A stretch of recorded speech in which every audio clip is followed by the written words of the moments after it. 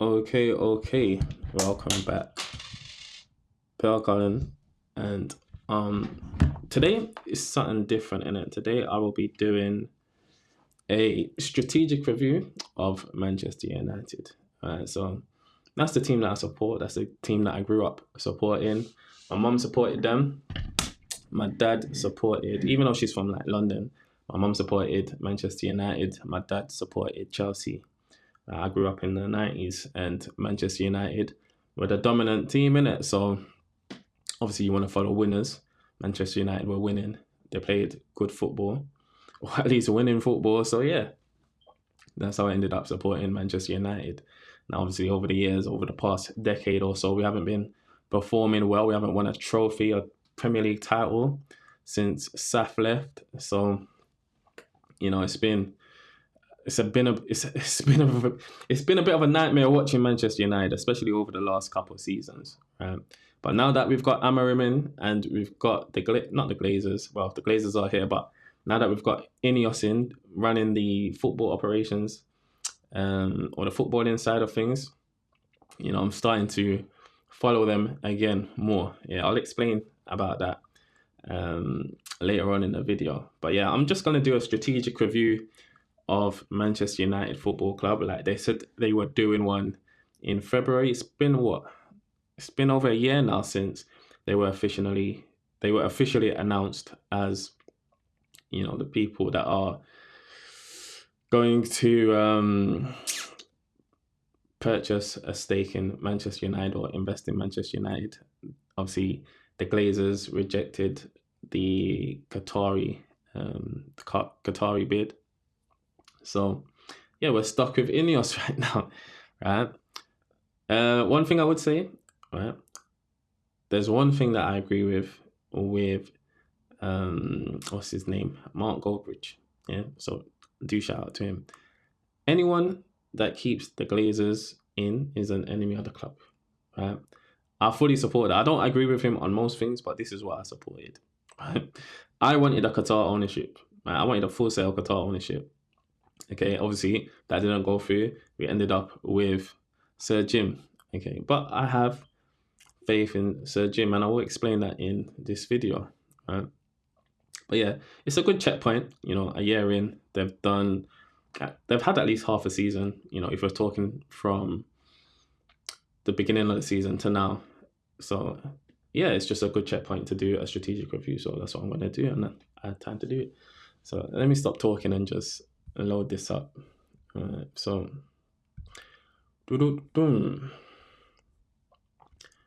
Manchester United strategic review. Yeah, by myself, Pel Cullen, Pel on smoke, if you know me like that. So we'll start with the club structure. Okay. Just to preface this, most of this content, or most of the information that I've used in these slides is taken from the annual report. Okay, with a bit of other secondary sources as well from like news articles and other websites too. So just bear that in mind. Now their year end is the 30th of June. Okay. So yeah, the year end is the 30th of June. So this information is relevant up until that point. However,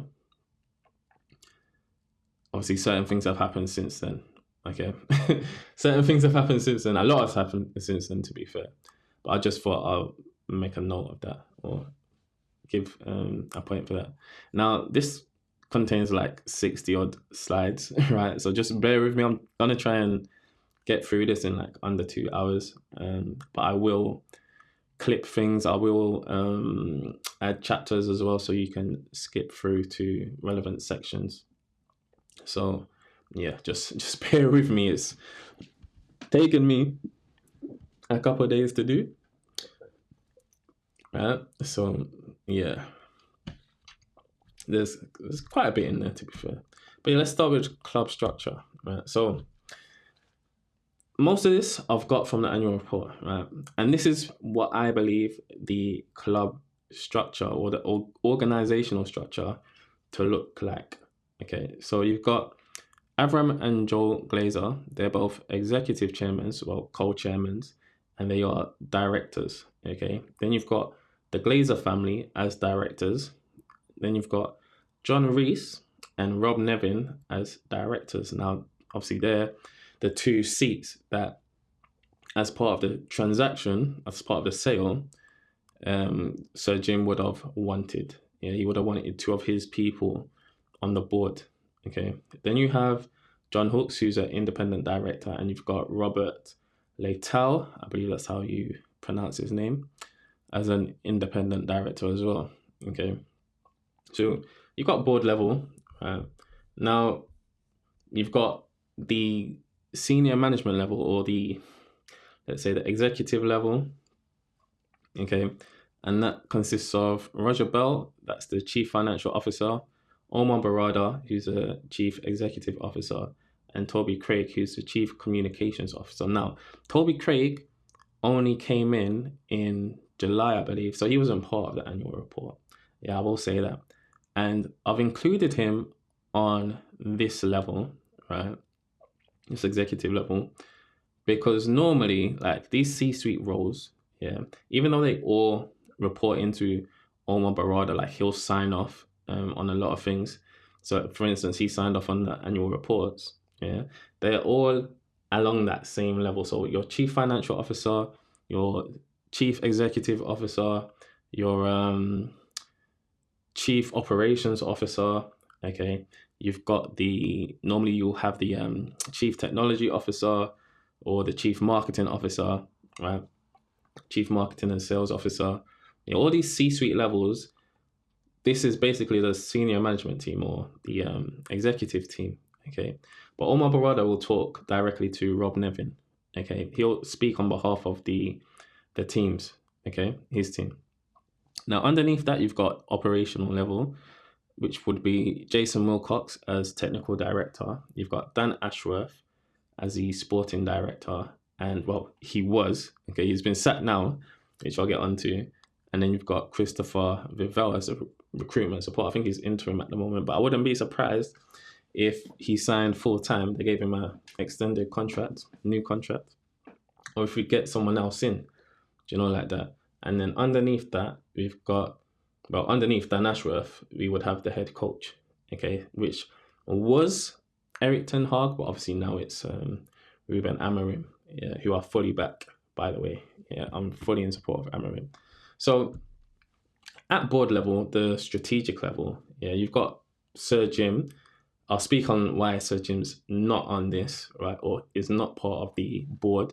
Yeah, but you got Sir Jim and the Ineos team, and they basically set the overall football direction. Okay, so they approve major footballing decisions, they define the football philosophy, and they set long-term objectives. So when we talk about like football philosophy, you could have a philosophy to say, I want to play attractive football regardless of results. Yeah, that could be a football philosophy. Or you could say, I just want to win. Yeah, win by any means necessary. So if that means we're playing park the bus football or counter-attack football, then so be it. As long as we win, I don't really care. Yeah, that's a football philosophy. Do you know, like that? And it's Omar Berrada's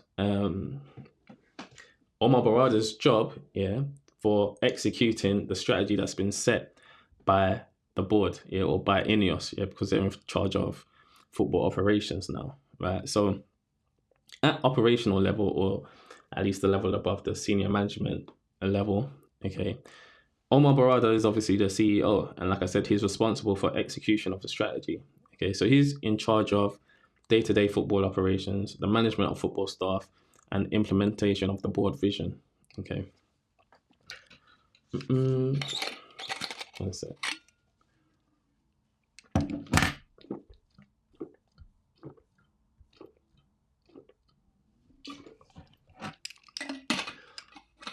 So when I was doing this, well, collecting the research and that, or just reading through the annual report, there were a couple governance issues that I spotted, right? So, as you know, right, the Glazers still own the majority of the club, okay? They still have control, right? They own 72.3% of Class B shares, and 3.10% of Class A shares, and that gives them 69% of total voting power. Right? So even though they individually own, like, I think the A&J Glazer, they own probably like 13 or 20% max, but then the rest of the Glazers have, 10% or whatever. But, they could group together and they have total voting power. Do you understand? So that's always an option for them. Okay. But this level of control can be problematic, especially for Jim, because they can unilaterally pass ordinary resolutions because it requires 50% or more. Do you know, like that? So unless Jim's smart, really, and he starts, speaking to or getting into the ears of individual Glazers and getting them to side with him, right? Or if there's any family conflict in there, which he can exploit, let's say, then, it's always going to be the Glazers, and they're going to stick together and do what's in their best interest, right? So for special resolutions requiring 2/3 of a majority, so 66.7%, just round it, then Class B shares are weighted to represent 67% of the voting power, right? So this effectively means that the Glazers maintain control over major decisions despite selling, a significant stake to Ineos, okay? So that's one issue, right? So especially when it comes to like rebuilding the stadium, any infrastructure stuff, that's got to be run by the Glazers first. Even when it comes to wages, right? That's got to be Glazers. Okay. Well, the Glazers need to have a say or input in that. They need to sign it off. Yeah. And just speaking about salaries and wages, there's 2 Glazers on the remuneration committee. Okay. And that can be problematic because it raises serious corporate governance concerns. Okay. Because there's a clear conflict of interest in setting executive compensation, right? Because just due to the lack of independence in decision making, and then it potentially misaligns incentives with other stakeholders. Now, fair enough, Manchester United obviously is mainly it's a family business, to be fair. So even though it's trading on the stock market, it's mainly, that's only so that the Glazers can raise money. But I don't think any serious investors are looking to invest in Manchester United. Like, we only had 2 investors wanting to buy the club. We didn't have much interest in investors wanting to buy the club, whether that be for a full sale or for a partial investment. There was only 3 bidders that we were aware of. So in terms of it, other stakeholders, really, it's just the Glazers at the end of the day. Okay, so it's, in a standard business, it would be a concern, but in this business, it's only the fans who would be concerned. But then the fans don't own the club. The fans don't own the club. This is not like Germany. It's not Bayern Munich where 50% of the club is owned by the fans. I wish that was the case, but it's not in it. It's owned by the Glazers. Manchester United is owned by the Glazers at the end of the day. So, but having two executive directors on the remuneration committee it's not best practice from a corporate governance perspective, because best practice requires the board or the remuneration committee to be fully independent, have no executive directors, and that's to avoid conflicts of interest and to ensure fair and transparent compensation practices. Okay, so there are governance issues there. Okay. Right.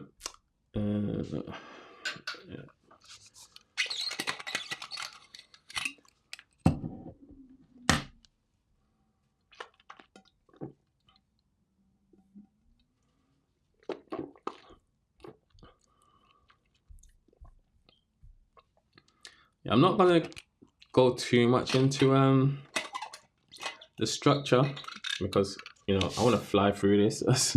No, not fly through it as quick as possible. I don't want to get lost in the weeds or go into too much detail. Like, if it ever comes to a point where I do need to go into it, or someone wants me to, then I'll do it. But so just speaking on the club structure as well. As I was mentioning regarding the C-suite roles, you've got James Hollywood, I believe, or Holroyd. I can't pronounce his name. Yeah, James H. Let's just leave it as that. Right. He's a Chief Commercial Development Officer. He's been there over 2 years and had over 14 years at Manchester United, I believe, with ties to Adidas as well. Okay. Then you've got Colette Roche, right? And she's the Chief Operating Officer. Okay, so she's been there 6 years, I believe, or over 6 years in that role. I think it is. And then you got Ian Nolan, who's the Chief Content Officer. He's been there over 6 years too. Right? So again, like I was saying, they would all sit on like that senior management level as part of the C-suite. But yeah, so Jim, right? So Jim Ratcliffe. Now, as I said at the beginning, I would have wanted a full sale. And if you're getting in bed with the Glazers, right? If you've kept them at Manchester United, you're an enemy of the club until proven otherwise. So Jim has got, I'm giving him 2 years. Yeah. I'll give him 3 years. I'm giving him 3 years to show me something, right? And I believe if anyone can do it, he can do it. Do you understand? That's my genuine thought. After, looking into I wasn't familiar with him before, but after looking into his accomplishments and so forth, I believe he's the one to do it. Yeah, so obviously he's 72 now. He's the co-owner of Manchester United Football Club. He founded Ineos, right? Before that, he was at Advent International for roughly around 10 years. And Advent International are basically a private equity firm. Right? So if you don't know what private equity firms are, private equity firms basically provide financial backing. Yeah. So they invest their own funds or capital from other investors to purchase stakes in companies, right? And they basically help companies grow. Okay. So they'll help improve operations, cut costs, and increase their value. Okay. And they tend to hold on to their investments for like 4 to 7 years, and hopefully they intend to sell or exit their stake. So they can either exit through selling the company outright or through an IPO or selling to another investor or corporate purchaser. So there is technically still a way for Qatar to take ownership, yeah, if they choose to in the future. Do you know, like that? So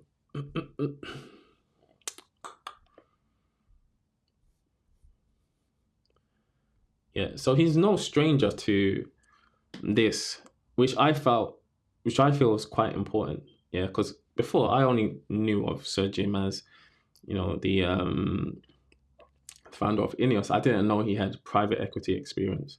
Yeah, so this is A plus. It's a positive. Right? Before that, he worked at Cortos, which I believe is a fabric company. He worked at there until his mid-30s, I believe. But obviously, he began his career at Exxon Chemicals, right, which is Esso, also known as Esso. He also completed his MBA at the London Business School, and that was funded by Esso too. So he's got the knowledge and he's got the experience, right? He's got an MBA from London Business School, like that. And he's got private equity experience. So when he's saying like debt's not a problem, that's not really a problem. Like that. Yeah, there's good debt and there's bad debt, right?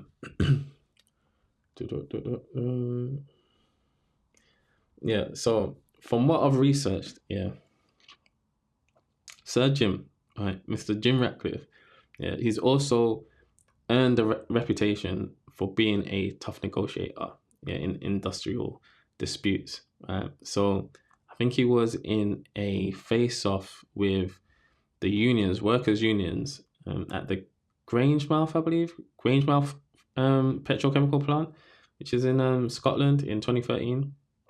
And, he said he was going to close down the plant, to be fair. So that would, cause 800 jobs to be cut, or 800 job losses, my bad. And this was over pay and pensions. Okay, so I think the company went on strike and that over pay and pensions. So he's not unfamiliar with making tough decisions, right? So when you're hearing about, staff members losing their jobs or anything, he's looking at this from a business point of view. Like I heard Nuruddin, shout out to Nuruddin, right, on Saeed's channel, saying Manchester United is not a business, and that Manchester United is very much a business. It's listed on the New York Stock Exchange. From them having an annual report, and talking about this as an investment, having investor relations section on their website, it's very much a business. They're there to make profit. It's not a charity either. Do you understand? They want to make profit. Other things about Sir Jim, right? He is not a stranger to controversy, right? He has attracted criticism in 2016, I believe, when Ineos imported the first ever shipment of shale gas, from the US to the UK, and that was amid fierce opposition from green groups, because fracking is bad for the environment. Sir Jim is willing to make the tough decisions. Okay, another thing that I liked about Sir Jim, to be fair, was that, see, when he set up Ineos, he was 40 years old when he set up Ineos, and he used his own money, like he's done with, Manchester United. Okay, and when he set up Ineos, he had 2 young kids at the time. So for a 40-year-old with, a stable career and 2 young kids to say, I'm going to take this risk, and set up a new company and just go solo, right? At 40 years old, takes balls, it takes balls. So I do like that about Sir Jim Ratcliffe, to be fair. Okay, and obviously he's made a success of it too. Yeah, I can never say that word, success. He's made a success of it. It just sounds weird, right? So with Sir Jim. So if anyone can do this, it's Sir Jim. I believe he's got the, like I said, I believe he's got the experience, and he's got the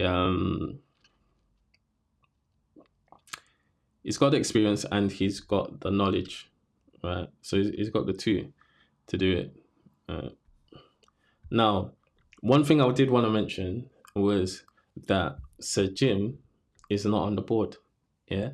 So this to me is deliberate, right? So Jim's not on the board. He's put John Reece and Rob Nevin, right? 2 people that he trusts. Now, from what I know, or my assumption is, number one, from a corporate governance perspective, okay, it creates separation between ownership and board representation, and it allows professional directors to handle governance responsibilities. Now, with John Reece and Rob Nevin, obviously they would be on the board of Ineos, okay?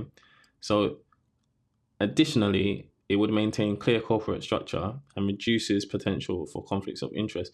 Because you have to think, like, Sir Jim would be... would have an emotional investment into this club, right? And that can cloud your decision making at times. Do you know, like that? Like you said, he's a boyhood fan of the club. And I know people are saying, like, he bought, he made an offer for Chelsea Football Club, and he's made an offer for Barcelona as well. But I understand, like, Chelsea was up for sale. Roman Abramovich had to sell. So if I had the money to do it, regardless of whether or not I'm supporting Manchester United or supporting another club, I would still try and buy a football club that's up for sale at a cut price. Do you know, like that? So I don't hold that against him. Yeah, if he loves a football, then why would you not want to own a football club? Especially given that, I'll say this, right? Football, Let me tell you about football. Football, okay, as a business, football, the fans are the customers, okay? In no other business can you have a product that underperforms and the fans or the customers still go and buy the product, yeah, week in, week out. Do you know like that? Or year in, year out, they're buying season tickets, they're buying, match day tickets. Yeah, and the product is performing under your expectations. Yeah, it's performing subpar. Yeah, only in football. Yeah, football is almost, I wouldn't even say football, but any sports. Yeah, but we're talking about football. But this is why a lot of investors want to own a sports club. Do you know like that? Whether that be basketball, football, yeah, even American football, yeah. There is significant interest for wealthy individuals to own football clubs or sports clubs. Do you know like that? Because it almost comes like to the customers, to the fans. Yeah, it's a religion. Yeah, it's a religion. Like the way that a result can affect some fans is beyond me. Yeah, it defies belief. I'm just not that invested in it. Yeah, like I follow football. Like I'm a fan of good football. Yeah, but I'm not a fan of a particular club. Like I follow Manchester United. Yeah, that's my club. But I wouldn't say I'm a fan of Manchester United. Yeah, I'm not a fanatic. Like if we have a bad result, it's not gonna affect my day or anything like that. But for some fans, yeah, it does. Yeah, it ruins their week. Do you know like that?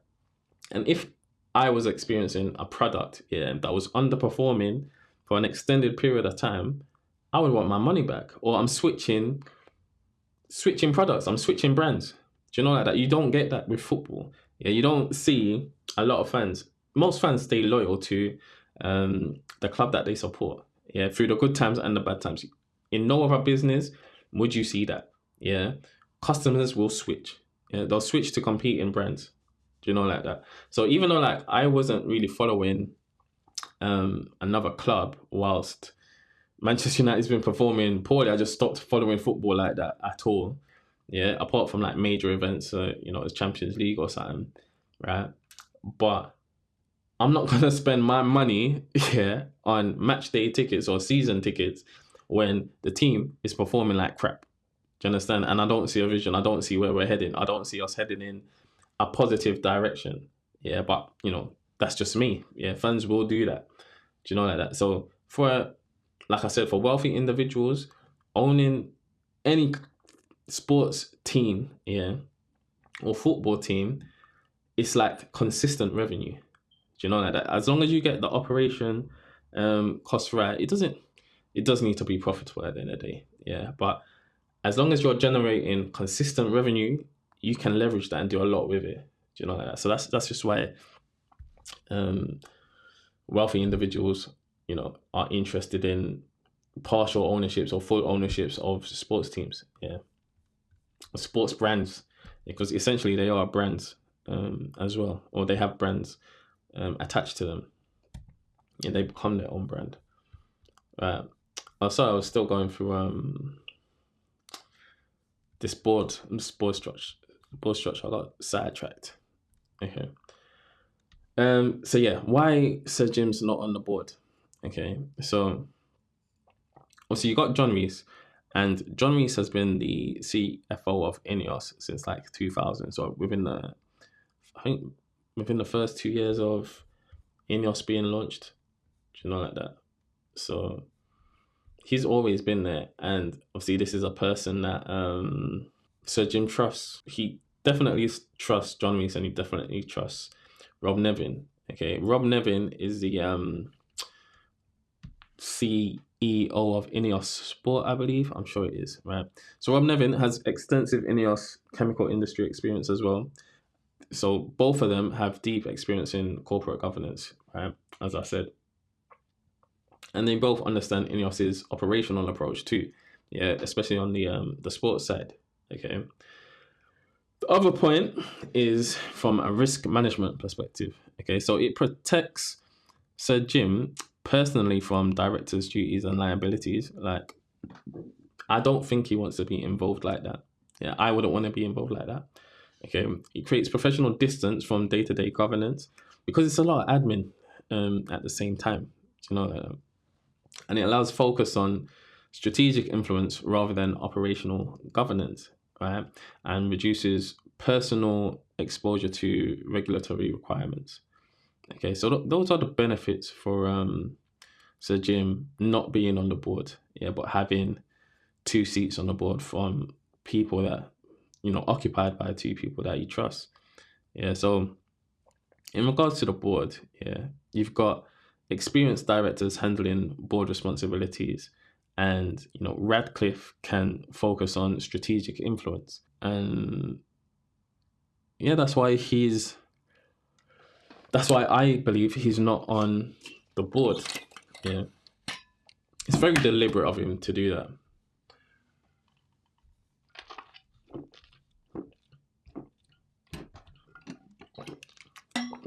John Hooks, independent director, joined in August 2012. Right. And the other independent director, who's Robert Leitao, who I will get onto, he joined in August 2012 as well. What's interesting about this is, obviously, Sir Alex Ferguson, he left the season after. So he didn't really spend long with these 2 people, like that. So I found that quite interesting, to be fair. But yeah, John Hooks, 68, currently works as an independent consultant. And before that, he was a senior advisor to McKinsey & Company. McKinsey & Company are a they're a consultancy firm. Yeah, they're a consultancy firm. And before that, from 2011 to 2014, group president of Ralph Lauren Europe and the Middle East. Well, in the Middle East, I believe. No. Group president of Ralph Lauren Europe and Middle East. Right. So he was basically the president for Ralph Lauren in Europe and in the Middle East. Yeah, sorry about that. Yeah. From 2000 to 2011, he was the deputy chairman at Giorgio Armani Group. Okay. Before that, he was a commercial and marketing director of Jill Sander in Hamburg, Germany. And before that, he graduated from Oxford University. Okay. So I found this quite interesting because obviously he's got the experience with a lot of commercial experience. He's worked with big brands. Yeah, Manchester United is a big brand. Obviously, he's mostly in the fashion industry. I think he's got over 40 years experience within the fashion industry. Yeah, at a senior level as well.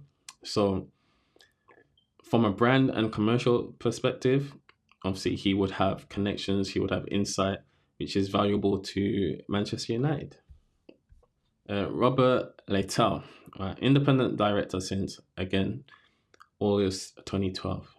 61, graduated with a degree in engineering from Imperial College London, qualified as a chartered accountant with KPMG, director and head of UK M&A at Morgan Grenfell & Co Limited, and now he's the managing partner of Rothschild & Co.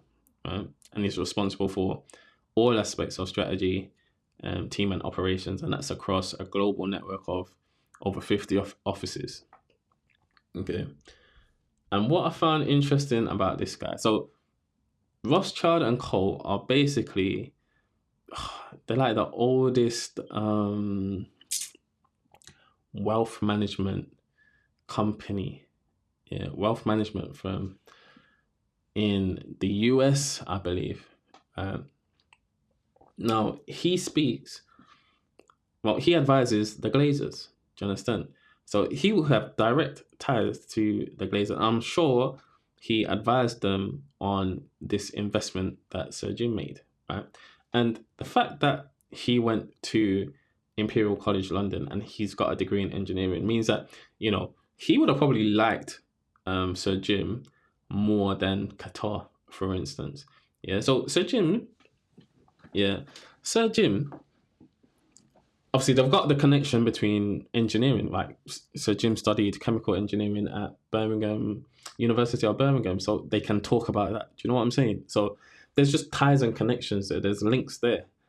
Do you know what I'm saying? And with him working for this wealth management company and advising the Glazers, right?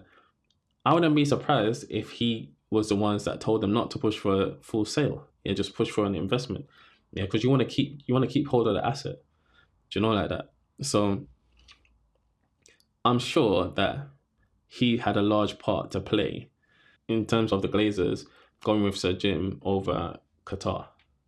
Yeah, that's just my opinion. That's just my thought on it. But yes, from a wealth management perspective, obviously he's the money man. He'll definitely be concerned with or advising on what's best for the Glazers. Right? So yeah, whereas what's his name? John Hawkes would have been the commercial side. He's more looking at from a business perspective and from a wealth management perspective. Right. Right. So Rob Nevin, I couldn't find a picture for Rob Nevin. Yeah, or John Reece. No. I found one for John Reece. I didn't find one for Roger Bell. Yeah, but Rob Nevin, obviously, he's been a director since the 2nd of 2024, so February 2024, 66. A bit about him, joined Ineos from BP in 2005. So again, he's got connections with Sir Jim. Sir Jim worked for BP for like 3 days, I believe, but it's still within that oil industry. Do you know what I'm saying? Where he held a number of senior engineering, commercial, and general management roles. Current chairman of Ineos Sport, and has previously held various chairman and CEO roles across the Ineos group. Yeah. So a lot of the times, and this just goes to back up, like a lot of the times, it's not about what you know. Yeah, it's about who you know or who you're connected to. Yeah, and building those relationships or being able to establish those relationships and having mutual interests and mutual things in common. Do you know, like that? John Reece. Okay. So with John Reece, again, director since Feb 2024, 67, co-owner of Ineos, having initially joined Ineos as finance director in 2000, as I've spoke about. Prior to joining Ineos, he was a partner with PwC, where he advised companies in the chemicals industry. Okay. Again, Cambridge University graduate and has a degree in economics and is a FCA. Okay. So these are very experienced individuals, and they're all university graduates and went to similar universities. So Red Brick universities as well, or not Red Brick, Russell Group universities. Jim went to University of Birmingham. You've got this guy at Cambridge. The other guy went to Oxford, just like that. So I'm sure they got things to talk about, or they have mutual friends in common. Yeah. Definitely have mutual friends in common. Okay. Roger Bell, CFO, 61, joined Ineos from ICI in 2001, where he held a number of senior business finance roles. Has subsequently held various financial and CFO roles across the Ineos group, and former CFO of Ineos Sport. So he'll talk to John Reece. So if we go back to this organizational structure, Roger Bell would definitely talk to John Reece, right? Obviously, I believe it's a flat structure. This is a mix between a flat structure and a high structure, tall structure in terms of organization and the lines of communication. But I'm sure Roger Bell would speak to John Reece or inform John Reece about things, just because they're in finance. Omar Berrada will speak to Rob Nevin. They're both sports and football people, right? Okay. Jean-Claude Blanc. Okay. Now this would be through, he's not on the board or as part of the Manchester United structure, but through Ineos, okay, he's the CEO of Ineos Sport. Okay. He's been there since February 2023. He oversees all of the Ineos Sports portfolio. Okay, so I think they've got like, well, they got the bicycles. They have obviously the football clubs. They've got what else do they have?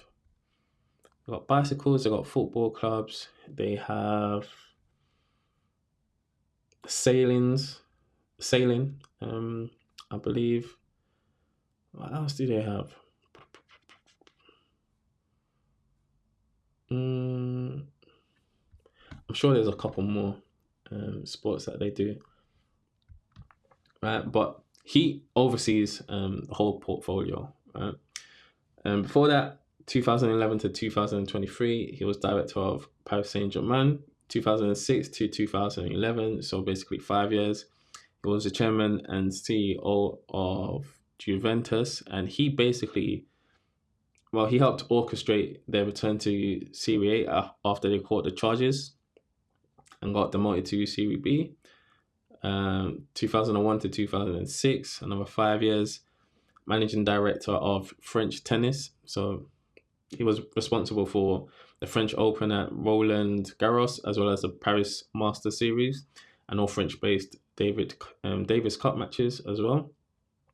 And then before that, 1994 to 2000, 6 years, CEO of Armory Sport Organization, ASO. So they're basically the owner and operator of France's most iconic sporting events, including the Tour de France, the Paris Roubaix in cycling, the Paris Dakar rally and motorsport, and the Paris Marathon. Okay, so again, this is what I'm talking about, connections. Okay, so Sir Jim is an avid runner. Yeah, he's into health and well-being, but he does like marathons. I think he set up his own marathon, to be fair. So they can talk about that. Obviously, with Sir Brailsford, you've got the cycling connection there as well. And yeah, again, he's got football experience with being the director of Paris Saint-Germain and chairman of and CEO at Juventus. So he's been involved in the turnaround of these two clubs, obviously from different positions, different contexts and different scenarios, but he's been involved in them returning to dominate the top of their individual or their respective leagues. Yeah, Serie A and Ligue 1 in France. Yeah, so just on top of that, like just additionally, when he was CEO of ASO, he not only boosted their revenues and global reach, but also launched an all news TV network. Okay, now obviously Man United TV is a big asset for Manchester United, right? And it's part of their strategy as well. Okay, and on top of that, this guy also holds an MBA from Harvard. So, again, with Sir Jim, both got MBAs. At Ineos, he's responsible for the development of state-of-the-art dedicated facilities, and he's also responsible for developing business plans and growing their global brands too. Yeah, that's what he's in charge of. So Dave Brailsford, this guy, director of sport at Ineos, 60 years old. He's been director of sport at Ineos since 2021, focuses on world-class performance management. Before that, well, I wouldn't even say before that, but since 2010, he's been the team principal of Ineos Grenadiers. I believe that's the cycling team.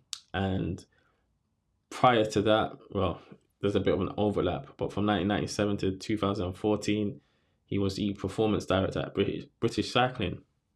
Now, I think British Cycling got taken over, or they got sponsored by Ineos, right?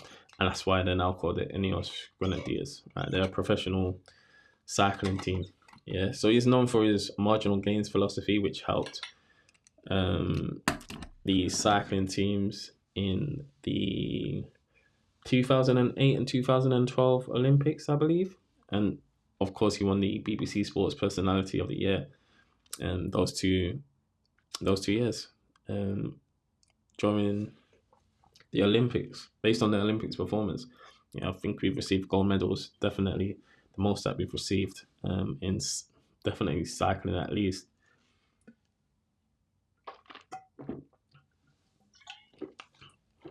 Yeah, now there's some questions about Sir Dave Brailsford's marginal gains philosophy and whether or not it actually works, right? Whether or not it actually works. Now, I can't remember what the guy's name is. I think, is it Wiggins? Bradley Wiggins? He's called BS on it, right? So, yeah, it's up in the air with that. It's questionable. There's a question mark over that, to be fair. But he's got experience.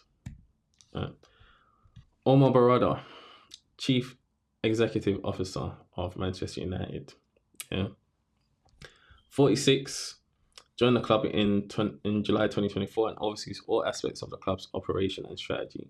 Before that, he was Chief Football Operations Officer at City Football Group. And before that, he was Chief Operating Officer at Manchester City Football Group. Okay, so this is really a step up for him to go to CEO. And then before that, he was the head of sponsorship at FC Barcelona for 7 years. Yeah, or near enough 7 years, roughly 7 years. So he's very well experienced. So he's coming from City. He's been involved in, City's rise and domination of the Premier League over the last, you would have to say, decade, because it's really since Saf left, where City's really, grown and started to dominate the Premier League, especially over the last 5 years. Although, we have been, I want to say we, but they have been challenged by Liverpool, or pushed by Liverpool. Yeah. So, yeah, very good appointment. Okay. Daniel Ashworth, right? So, obviously, he's not the sporting director anymore. Okay.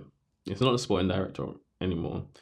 But 53, he was the sporting director at Newcastle prior to Manchester United.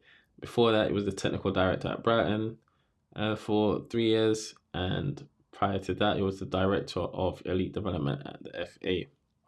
Obviously, this guy has not spent long at his last two positions. He just seems to be moving around. Right? Now, there has been suggestions that this guy just delegates. Yeah, he delegates and takes credit for other people's work. Right? And this is partly why he got sacked. Do you know, like that? So there's not that much I can tell you about Dan Ashworth. He made his name at the FA, as the director of elite development, where he's been, credited and classed as instrumental in implementing England's successful DNA philosophy across all age groups. So I think during his tenure, England achieved notable successes across youth levels, including World Cup victories at under 17 and under 20 levels in the 2017 edition, I believe. Right. So after leaving the FA, like I said, he joined Brighton and Hove as technical director, where it says he helped establish their highly successful recruitment model and academy structure. There's question marks over that. Like I said, a lot of it, I've heard reports that he's just delegated tasks. And his work at Brighton contributed to their rise in the Premier League and their ability to identify and develop talent while making profitable player sales. Moved to Newcastle as sporting director, where he helped oversee the transformation following the Saudi-led takeover, including their return to Champions League football and their improvement in recruitment. So improve their recruitment strategy.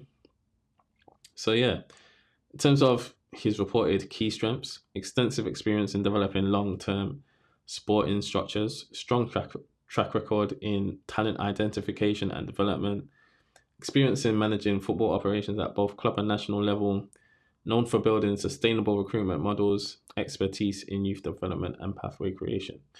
This is what's said about him, right?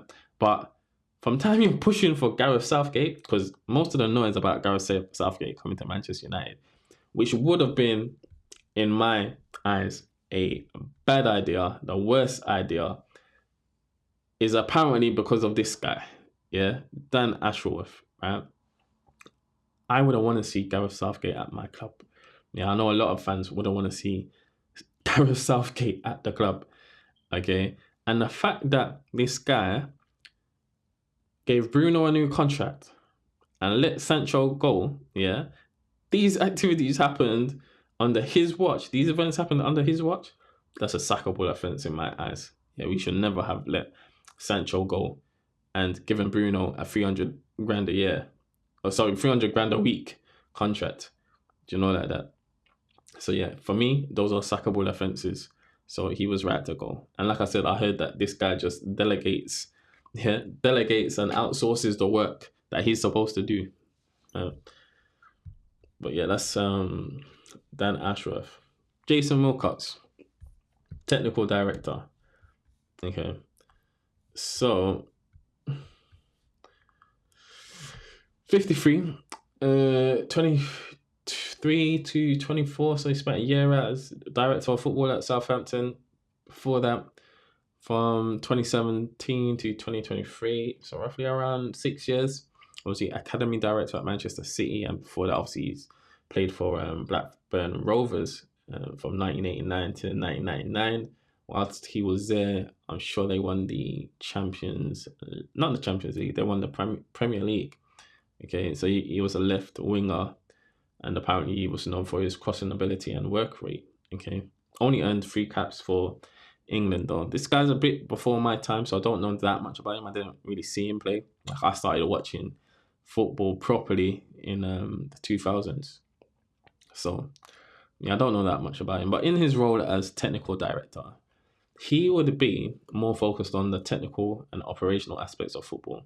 So he would basically work closely with coaches and academy staff on playing philosophy and development. He would coordinate between different football departments, so the first team, academy, and recruitment.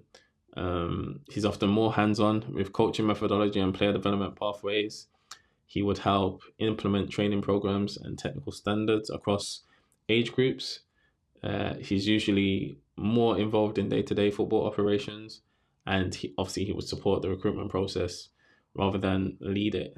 Okay, so yeah, that's in his role as technical director. Okay, for a sporting director, obviously he's moved to Dan Ashworth's position now. He's currently covering or taking on the sporting director's role and responsibility. I'm not sure if it's in addition to the technical director, his previous role now. But as a sporting director, the sporting director basically operates at a more strategic and senior level, and they often report directly to the board. Okay, but I think that's going to go through Omar Berrada. Yeah, but like I said, it could be a flat structure, so sporting director could very much well be talking to Rob Nevin, like that. But they oversee the entire sporting structure, including first team, academy, recruitment, and medical departments. They're supposed to, let's say. They would manage relationships with other clubs, agents, and key stakeholders. They would often lead major transfer negotiations and contract discussions, or at least be involved in them. And they would ensure continuity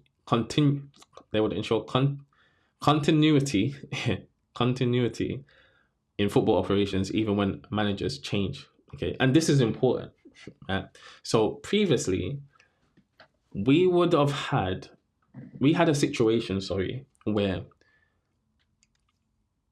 each time a new manager comes in, hold on. Yeah, previously we had a situation where each time a new manager comes in, they would want their own players, okay, to play their style of football, or play the way they want to play. Under this new structure with, the strategy and the philosophy or the long-term objectives coming from the board, coming from board level, right, and then being implemented by Omar Berrada and the C-suite at the executive management level, at management level, okay, at operations level, and I would put the sporting director there. What that basically says is, if you switch out the manager, a new manager should be able to come in and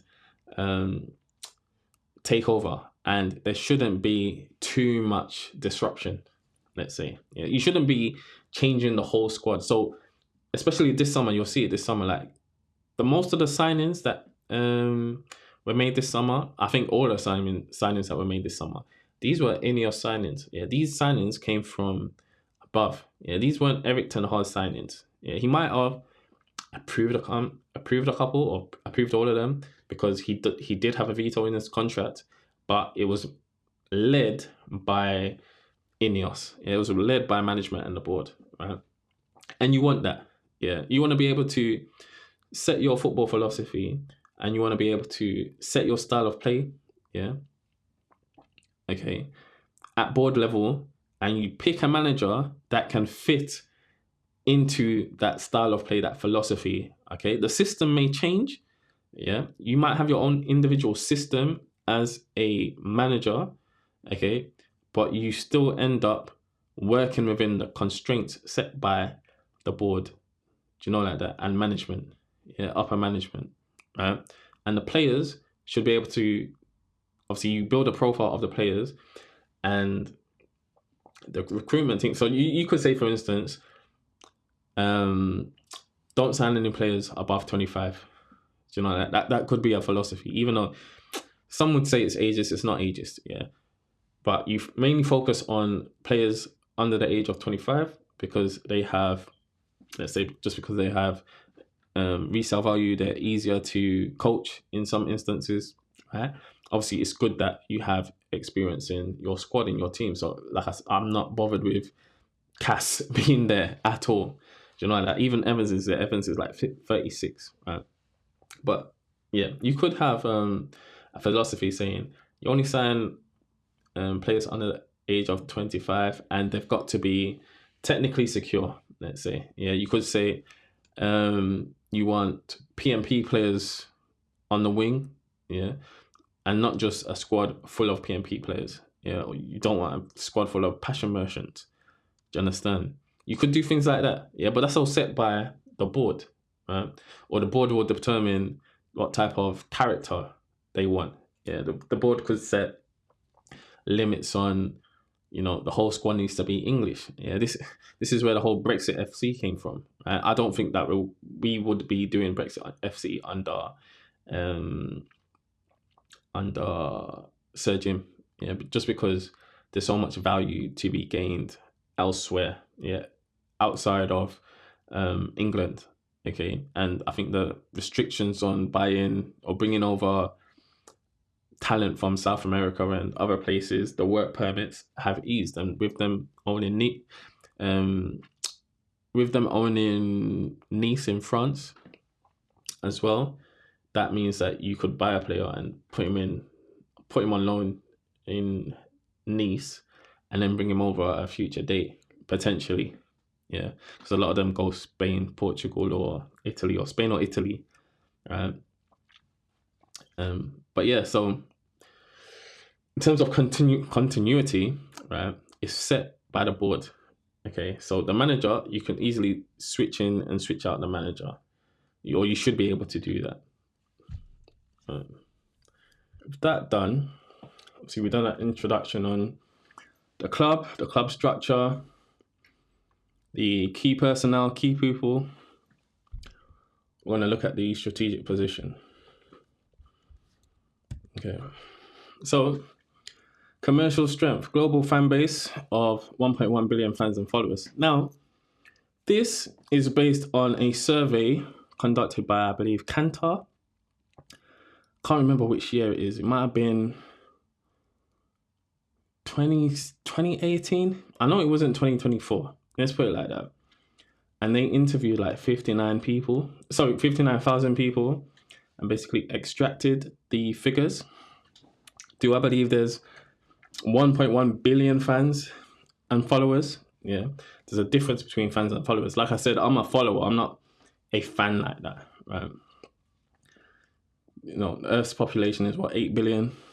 You're saying 1/8 of the world's population is a fan of Manchester United? I don't know, but it is what it is, isn't it?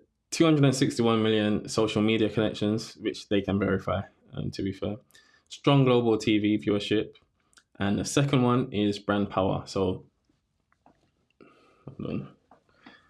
Major commercial partnerships, global sponsorship reach, and retail and merchandising strength. Okay, this is the commercial strength of the club. Where's my other penguin? It is what it is. Operational challenges. The football performance is one. Okay, which is why they needed to bring in Ineos, or Ineos felt like they could do a job. Obviously, they placed 8th place in the Premier League last year. Before that, they were 3rd, and before that, they were 6th. Yeah, it's not been good. We've been I wouldn't even say we've been underperforming given our squad, let's say. But in terms of the standards of Manchester United, we've been well below par. Another operational challenge is the impact of Champions League qualification. It does have an impact because some of our sponsorships are tied to us being into the Champions League. So I know for our deal with Adidas, if we didn't make the Champions League after the 2023 season, so this season, is that right? If we didn't make the Champions League, this season? So if we didn't make the Champions League last season, yeah, it would have been a 30% reduction in sponsorship income. Yeah, so that's terrible, right? We've even renegotiated that contract now to say for every season that we're out of the Champions League, it's just 10 million. Yeah, that deal now runs until 2035, I believe, right? But that's how serious it is. Yeah, and not only that, like players want to play in the Champions League, so it damages your potential to recruit players or recruit the best players. Yeah, now even though like we've recruited Ibrahimovic, we've signed Paul Pogba when we didn't have Champions League football.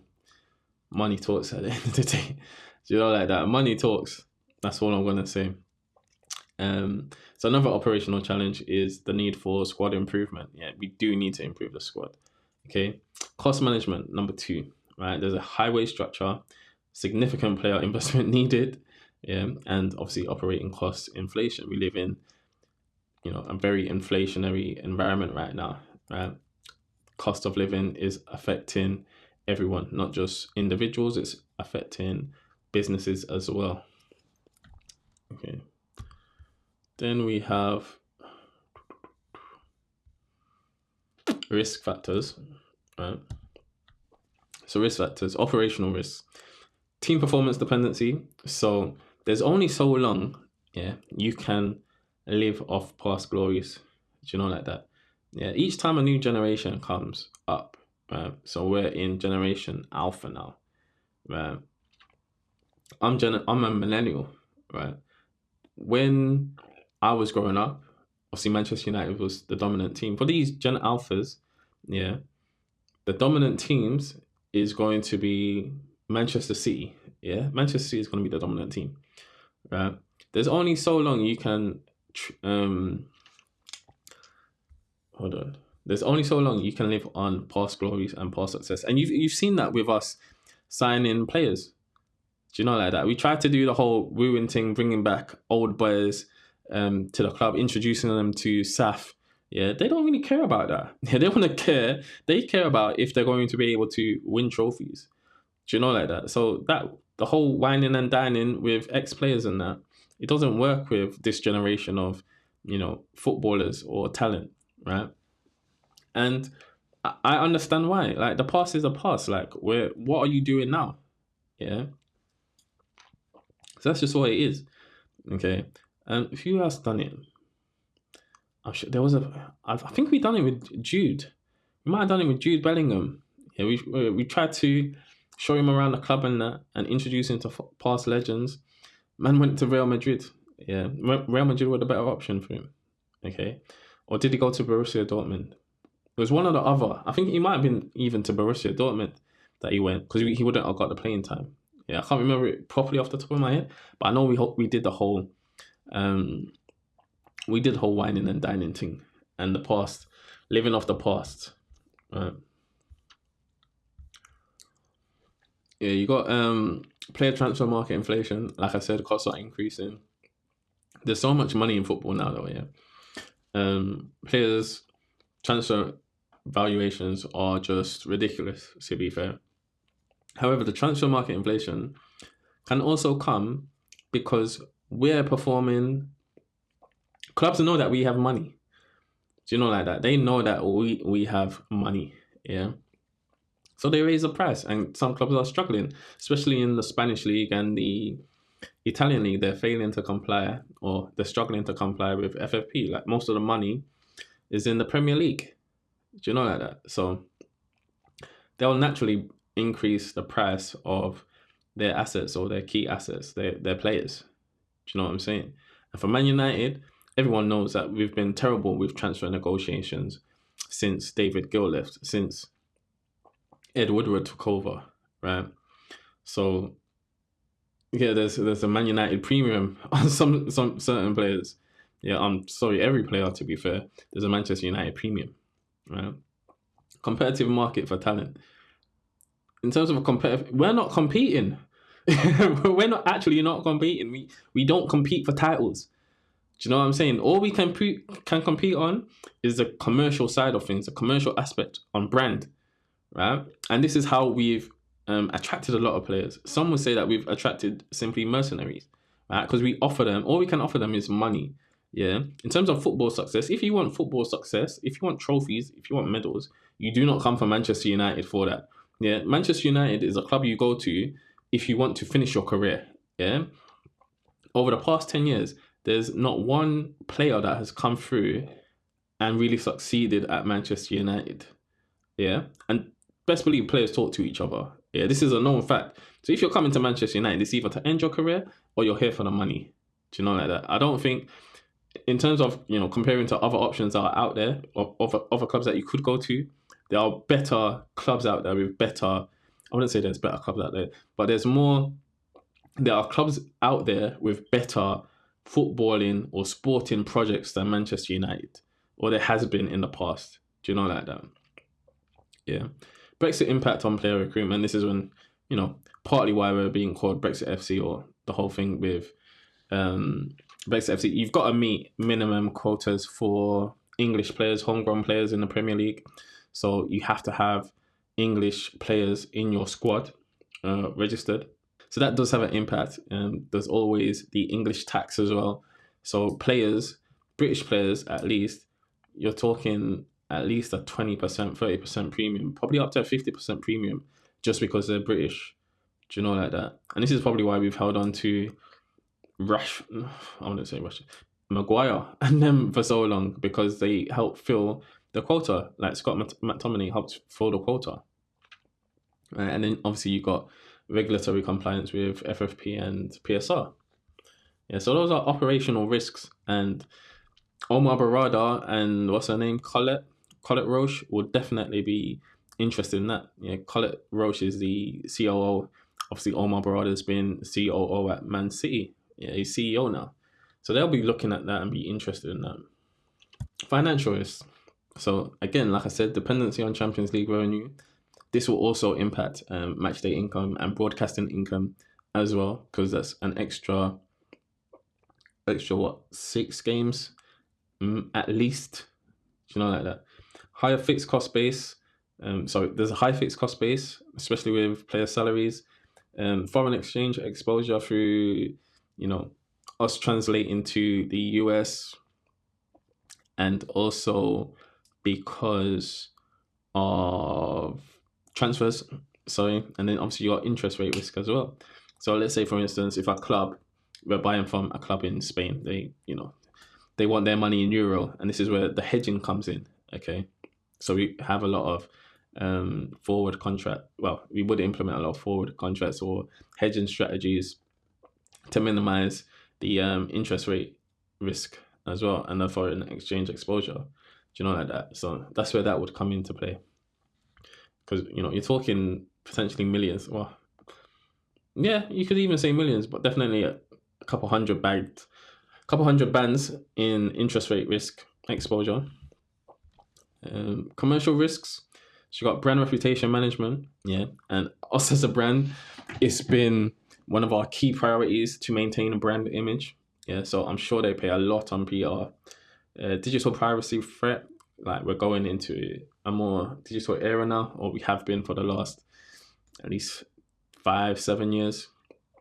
Yeah, and obviously you see the MUTV is a big part of that as well. Changing consumer habits with social media and so forth. And yeah, competition for commercial partners. Yeah. So just technology in general has really transformed all industries and how consumers interact and receive content. Do you know like that? And with the competition for commercial partners, again, it's like the competition with players. Like there's other teams that are more successful, and with an increase in with the increase in globalization as well. Yes, you want a team in the Premier League, but brands will also look at teams in Spain, teams in France. Like see France, Paris Saint-Germain had a contract with Jordan, heavily associated with the Jordan brand. I thought that's just one example. Do you know? And that competition for commercial partners, right? Obviously, Manchester United are still a big draw, but there are other options, right? And I think if, for instance, this sale didn't come through, right, we would struggle. Yeah. Or this investment didn't come through, we would struggle. That's just my belief. Eventually, we would, because we're just not winning on the pitch. Yeah, like I said, there's only so long you can trade past glories. And 10 years, a decade without football, without a trophy, nah, not in this day and age. Not with this generation of individuals either. Right? Look how Liverpool have struggled in terms of their commercial partners. Right? Obviously, they can get better deals now because they're winning, or they're at least competing. Market position, right? Competitive landscape. So you got the Premier League again, increasing competition. The financial power of rivals. A lot of clubs have money now through TV money and also through other investment. Like I said, a lot of wealthy individuals and wealthy sovereign states, nation states are buying football club. You've got the investment from into Man City. You've got Saudi buying Newcastle. We would have been bought by Qatar, potentially. I know Villa's got money. I'm not sure who's financing Villa. But yeah, just clubs. Tottenham could potentially be one that individuals are looking at. So, it's just, there's a lot of competition, yeah, in terms of just as an operation and financially as well. Yeah, so investment in facilities and players, like obviously the interview with the Piers Morgan interview with Cristiano CR7, yeah. Obviously, man was like, the facilities haven't changed in like 17 years or since the time that he was last here, right? Players want to train, yeah, in state-of-the-art facilities. They are a draw. Do you know what I'm saying? You want to do everything that can maximize your potential. Yeah, you want to have everything in place that can potentially maximize your potential, all the tools that may benefit you, right? Yes, good old-fashioned hard work is a help, yeah, but it's still a draw in it, and our facilities have been lacking. Yeah, Ronaldo aired us out, and I'm sure that's probably some of the decisions why we haven't signed. We haven't been able to sign certain players as well, because we're not state of the art. We're not a state of the art club. Yeah, I think Tottenham's got better facilities than us. Man City's definitely got better facilities than us. And for players coming through like the youth academy and that, they're not playing matches. They want to train in the best facilities. Do you know like that? So it is an issue. European competition, obviously you got UEFA competition rewards, international broadcasting rights, and again, commercial opportunity access. Right? You get a lot more when you're in Europe and you're challenging in Europe. So yeah, that's a competitive landscape. Yeah, so there's a lot of challenges for Manchester United to overcome. In terms of infrastructure, Old Trafford, 74,000 capacity, or let's just round it, 74,197. It's not even rounding, but 74,197. I've said it now. Yeah, capacity. Yeah, the facility needs improvement. Okay, I've been hearing stories that there's a rat infestation. You got a leaking roof. Yeah, so Old Trafford. Obviously, there's talks about rebuilding Old Trafford or moving to a new stadium. I've heard costs up to like 2.5 billion to do that. Right, on the balance sheet, Old Trafford is like less than 250 million. Yeah, in the non-current assets, I think I'll show you. Right, so that's a significant investment. Obviously, under a Qatari ownership, that wouldn't have been a problem. Yeah, under a Glazer Ineos ownership, I don't know how we're going to pay for this. Yeah? Pay to fix this. Obviously, there's talks about getting investments or selling the naming rights to the stadium, getting the government to help us build a stadium, right? But it's not a good look. Yeah, it's not a good look. But despite all this, I will say that, and this is probably why the Glazers haven't done anything, because in terms of match day revenue potential, right, that 74,000 stadium, Old Trafford has been, I think, since 1999, or even prior to that, probably 1998, since that season, 99% attendance. Yeah, 99.9% attendance. The place has literally been sold out. Yeah, since the 1998 season, right? Yeah, so they're still getting money. Do you know like that? Now, second one, obviously, Carrington Training Ground, that needs development. Right, I've spoken about this on the last slide. Right, again, same thing. Right, cost structure. Okay, so in terms of cost structure,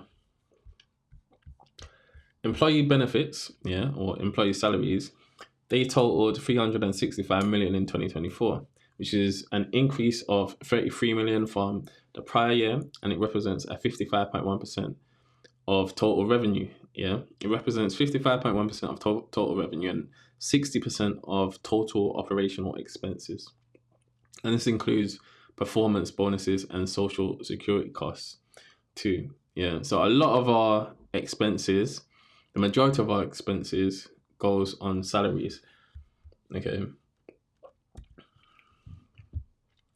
terms of operational expenses, at least the other ones, you've got amortization of intangible assets, which is 190 million, depreciation of 17 million, exceptional items of 48 million, other costs of 149 million, and then obviously you got your net finance costs of 61 million. And basically your amortization, if you subtract the employee salaries, that's 47% of your operational expenses is amortization of intangible assets. Right? And these intangible assets are the players. Yeah, so you amortize the transfer of the player, or the player value over the lifetime. You tend to do it over the lifetime of the contract, and that hits the INE, right? The depreciation would be of non-current assets. Yeah, so that would be like your stadium and stuff. And then your other costs, I've brought this down on the next slide. So that makes up 37% of operational expenses. And your exceptional items, that was to do with the sale, to be fair, this year or the last year, which totaled 48 million. Yeah, and that was the Glazers doing their strategic, evaluating strategic options. A lot of it was around that. Yeah, you can find this in the annual report. This is part of the finance section. Okay, in terms of other costs, so this is a breakdown of the 149 million. So 20% would be external match day costs. You got 19%, which is sponsorship and commercial and broadcasting costs. 23% is property and utility costs. So they're the major ones. 17% is other operating expenses. Like individually, they're less than 10 million. So, it's not that big. And then 11% legal progression and consultancy costs. So you can see that we spend a lot on property and utility costs. Yeah, to run a stadium, it just costs a lot, innit? And to run Carrington and all the other facilities, they do cost. So Sir Jim would be looking at this. Yeah, Sir Jim would be looking at the operational expenses, the salaries, and the other costs, and seeing where he could optimize. Yeah, that's what he would be doing. Balance sheet position, right? So you got total assets, of 1.3 billion. Yeah, that's a 2% increase on the prior year. Now, of that 1.3 billion or 1.34 billion, right? Actually, 1.35 billion if you want to round it properly. Yeah, 1.2 billion is non-current assets, so that's the majority of it. That's up 3.85% over the prior year, and that's made up of intangible assets of 838 million. And of those intangible assets, goodwill is 421 million. So this is basically the brand, and that's 50%. So it's kind of like a half and half split, to be fair. And registrations is 409 million. Registrations is players. Yeah, players count as intangible assets, or sit as intangible assets on your balance sheet. Then you got property, plant, and equipment, which would include like the stadium and Carrington as well. 256 million. That's up 1.12% over the past year. And then current assets is 177 million, which is down 8.49% over the prior year. Cash, 74 million. That's down 3.25% on the past year. You got trade receivables, 37 million, up 18.71% over the past year. Okay, in terms of liabilities, your total liabilities was 1.2 billion. That's a decrease of 1.16% over the prior year. We still have borrowings of 547 million, down 10%. Sorry, 10.87% over the last year. And of that 547 million, that's made up of senior secured notes of 335 million, the secured term loan, which is 177 million, and revolving facilities of 30 million. You also have the working capital position. So the current ratio was 0.36 and the quick ratio was 0.37. Now, the current ratio basically is the current assets divided by the current liabilities. And this basically measures short-term liquidity. It shows the ability of the company to pay short-term obligations. Right? Now, normally below 1 indicates potential liquidity issues. Okay, and it's a key indicator for creditors in a normal company. Yeah, and standard business. The quick ratio is more stricter, and it's basically current assets less inventory. Right now, we divided by current liabilities. Now we don't really have, or Manchester United doesn't really have that much inventory. Most of our assets are non-current assets. Yeah, they're not current assets. Okay, but the quick ratio is a stricter liquidity measure. It excludes less liquid assets, and it's more conservative, than the current ratio. And it's just a better short-term indicator if we're in serious, financial problems. Okay, and there's a working capital deficit this year. In terms of financial performance, total revenue was 662 million in 2024. Right? Of that, the commercial side, we have 3 revenue streams. We have commercial, broadcasting, and match day. So commercial made up 303 million, which is 45.8% of total revenue. And that's split between sponsorship at 178 million and retail merchandising and licensing at 125 million. Then we've got broadcasting, which made up 33.5% we had broadcasting, which is 222 million, which makes up 33.5% of total revenue, and that is broken down to domestic competitions at 162 million and European competitions at 54 million, plus other at 62 million. I'm not sure what the other is, to be fair, but it's between the two main ones, domestic competitions and European competitions. Yeah, you're looking at around 215 million, like that. And then match day, which is a third revenue stream, you had 137 million, which is 20.7% of total revenue. And like I said, Old Trafford is sold out majority of the time. Yeah, sold out majority of the time. That's 20.7% of total revenue. Now, looking at these profitability metrics, see they made an operating loss of 69 million, which is an increase from the 11.2 million loss they made in 2023. They had a net loss of 113 million, which again is an increase from the 28.7 million loss in 2023. Now, with that being said, the EBITDA is 185 million. Right? EBITDA stands for earnings before interest, tax, depreciation, and assets. Yeah, that's 185 million. And this is what, for a football club, investors, or let's say creditors, will look at. Okay, because you're basically adding back the amortization, you're adding back the depreciation, right?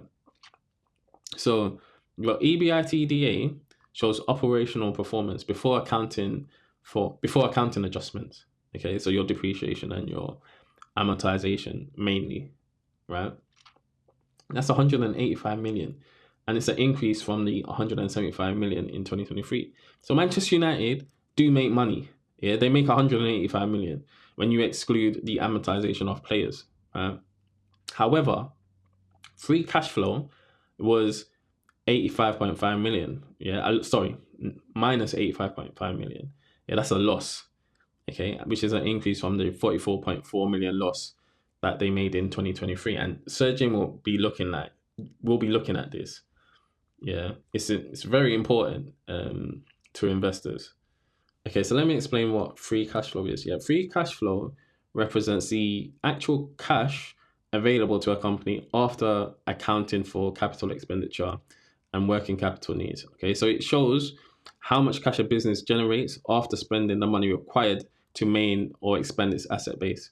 Yeah, so with a free cash flow of minus 85.5 million, Manchester United don't have money. Do you understand? And like I said, this is what Sir Jim will be looking at, yeah, or looking to optimize. Yeah, you want to have free cash flow, or you at least want it to break even. Yeah, to be negative is a real problem. It's an issue. Yeah, but for banks and for creditors, let's say, EBITDA is a key metric for football clubs, especially just because of the structure, how they're structured, and the amortization. When you remove that, obviously you see that Manchester United makes money. Yeah, they make 185 million. So just looking at the ratios, operating profit margin was minus 10.5% in 2024. Yeah, it's down from minus 1.7% in 2023, and in 2022 it was minus 15%. Okay, so this ain't good. Yeah, to any business, any other business, this would not be good. Right? The operating profit margin. So the operating profit margin basically shows profitability from core operations. It indicates operational efficiency. Yeah, and this excludes financing and tax impacts. Okay, and it's a key performance metric for most businesses. Yeah, for most businesses. We're dealing with a football club, so it's a bit different. For the net profit margin was minus 17.1% in 2024, or last year. Before that, in 2023, it was minus 4.4%. And before that, it was minus 19.8% in 2022. Yeah. And that shows the overall profitability after all costs. Yeah. So net profit is the bottom line performance measure and includes all business aspects. Okay. And it's a financial measure of efficiency, right? So you can see that Manchester United are not efficient at all. They're not efficient at all.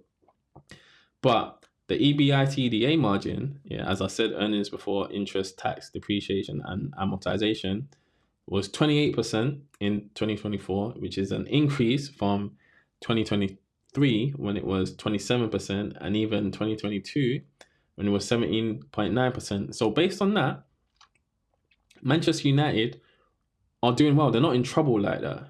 Yeah. And like I said, EBITDA shows operational performance before accounting adjustments, right? It removes the impact of financing decisions. Okay. And it's also useful for comparing companies. So you can compare Manchester United with Arsenal or Juventus or Man City, another football club, right? Not many are on the stock exchange or listed companies. I'm sure Juventus is. If I had the time, I could probably compare the two, but it's not that serious. Yeah, it doesn't have to be that serious. This is just for fun. But yeah, so based on the EBITDA, it's increased year on year. Okay, so it's up year on year, right? So that's positive for creditors and investors. Yeah, and it's key. It's a key metric for debt covenants as well. Manchester United's got a debt covenant that says that the EBITDA has to be more than 65 million, yeah, in each period, each 12-month period.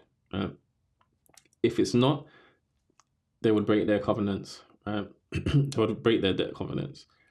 Okay, so with a EBITDA of 185 million, it's more than double. Yeah, it's more than double the debt covenant. So they've got space, they've got room. Right.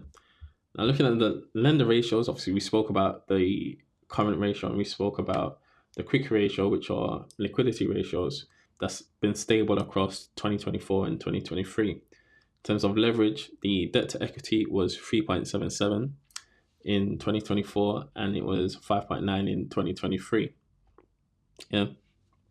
Debt to equity shows financial leverage. It indicates financial risk, and it's a capital structure measure, yeah, which is usually key for lenders. Right? The debt to total assets was 0.41, right, in 2024, and it was 0.47 in 2023. Okay, which shows an improvement. If it's lower, that's an improvement. Right? Debt to total assets is total debt divided by total assets, and the importance of it is that it shows the proportion of assets financed by debt. Okay, it's an alternative leverage measure, and it basically shows asset coverage of debt, right? And it's a risk indicator. Okay, so even though the debt to equity was high, yeah, the debt to total assets is 0.41. Okay, and as we were saying, Manchester United has been financed mostly by debt, yeah, through debt. However, our non-current assets, especially, cover the debt. Yeah, so if we ever had to sell up, yeah, Manchester United would be fine. Do you understand? So they're not in financial trouble like that. Yeah, let's just put it that way. And again, with interest coverage, in terms of interest coverage, banks look at EBITDA. So interest coverage is the EBITDA divided by the interest expense, right? In 2024, it was 2.9. In 2023, it was 3.9. And in 2022, it was 1.2. So 2022 was really a tough year. And that was the year that they really started to look at this strategic review, to be fair, or the Glazers. Yeah, this is when they said, okay, we need investment. Yeah, because a coverage of 1.2, you're teetering on the line of trouble. Yeah, because you're not able to finance your costs. Yeah, you're not able to finance the interest costs, right? I was just checking to see if I had the EBITDA for 2022, but I don't. Um, and then I could show you what that was, but I only have it for the prior year. Okay. Now, in terms of investor ratios, so this is what investors would look at. Return on equity, yeah, ROE was minus 78.1% in 2024. In 2023, it was minus 27.6%. Right? Return on equity is basically net profit divided by shareholders' equity. Okay. And it measures return to shareholders. Yeah, it shows efficiency of the equity use, and it's a key profitability metric, yeah, which is important for investors. Right?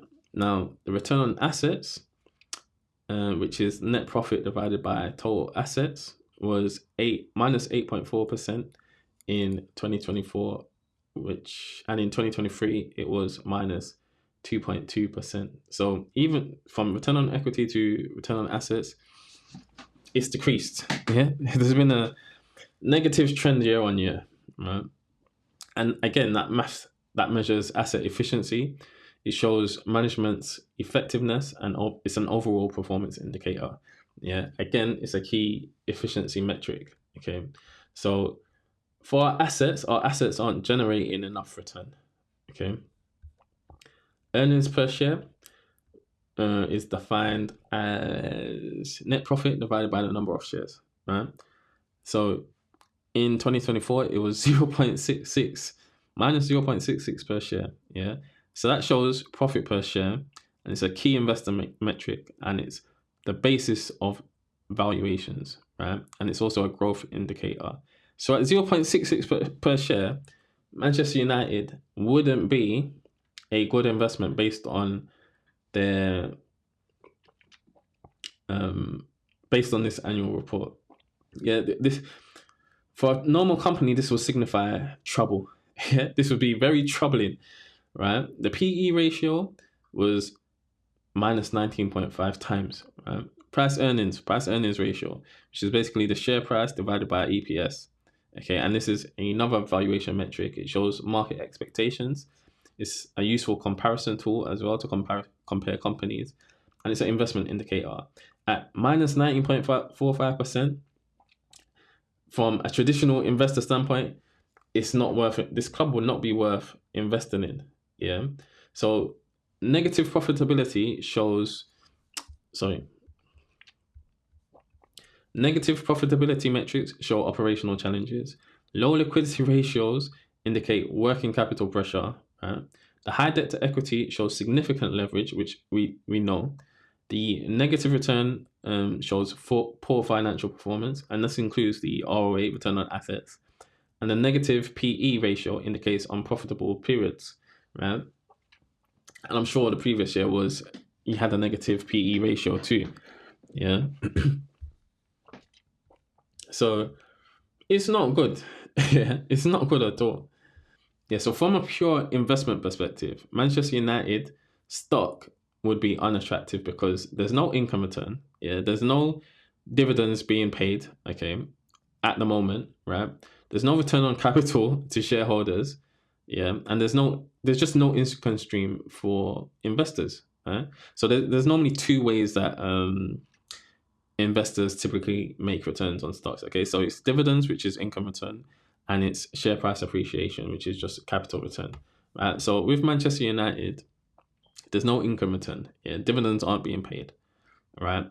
There's no capital return. There's no capital growth. Right. The share price has been stagnant. Yeah, for the last since it's been on the stock market, it's been quite stagnant. To be fair, there's no capital appreciation. There's no wealth creation through price increases. Yeah, you can find better investment opportunities like Nvidia. Yeah, tech stocks. Those are growth stocks, right? Yeah. So Manchester United, from an investment perspective, pure investment perspective, wouldn't be attractive at all. Like, I wouldn't invest in Manchester United, right? So if neither of these are happening, right, investors are getting no return on investment. they're potentially losing money to inflation, yeah, and they're missing opportunity costs on better investments, yeah. So that missed opportunity is a cost, right? So this wouldn't be a sound investment given the continuing operating losses, the negative free cash flow, the high levels of debt, and also the large capital requirements, yeah, unless there is expectation of future dividend reinstatement. Now, as I said earlier, I think the restrictions lift in 2027. Yeah. Share price growth potential, a potential takeover premium. Yeah. Which is why, when the Glazers, when the Qataris put in their bid, the share price shot up. Do you know, like that? Because there was a potential takeover premium, right? Or there's a significant business turnaround. So the stock would be difficult to justify as a pure financial investment. And this explains why many football clubs, their shareholders are often like strategic investors. They're either fans with emotional investment, they're long-term holders looking for influence, or they're just brand or prestige buys. Yeah. So it's just individuals with money, yeah, or countries with money that wants a brand to add to the collection. Do you know, like that? So yeah, that's the financial performance of Manchester United. So key challenges: performance improvement. As we've said, squad development needs, competition success, the integration of youth, and football structure enhancement. You've got financial sustainability, like I said, high fixed costs, operating losses. You've got the debt service requirements, and you have, inadequate working capital management as well. Commercial development, this is a challenge. Navigating digital transformation successfully. You got fan engagement, you've got the global market expansion, and partnership optimization. In terms of future outlook, there's 5 strategic priorities that I've identified: the football performance improvement, financial sustainability, infrastructure development, commercial growth, and digital transformation. It's just, prioritizing these key challenges, like that. And then the critical success factors to that is number 1, the wage structure reform, the performance culture development.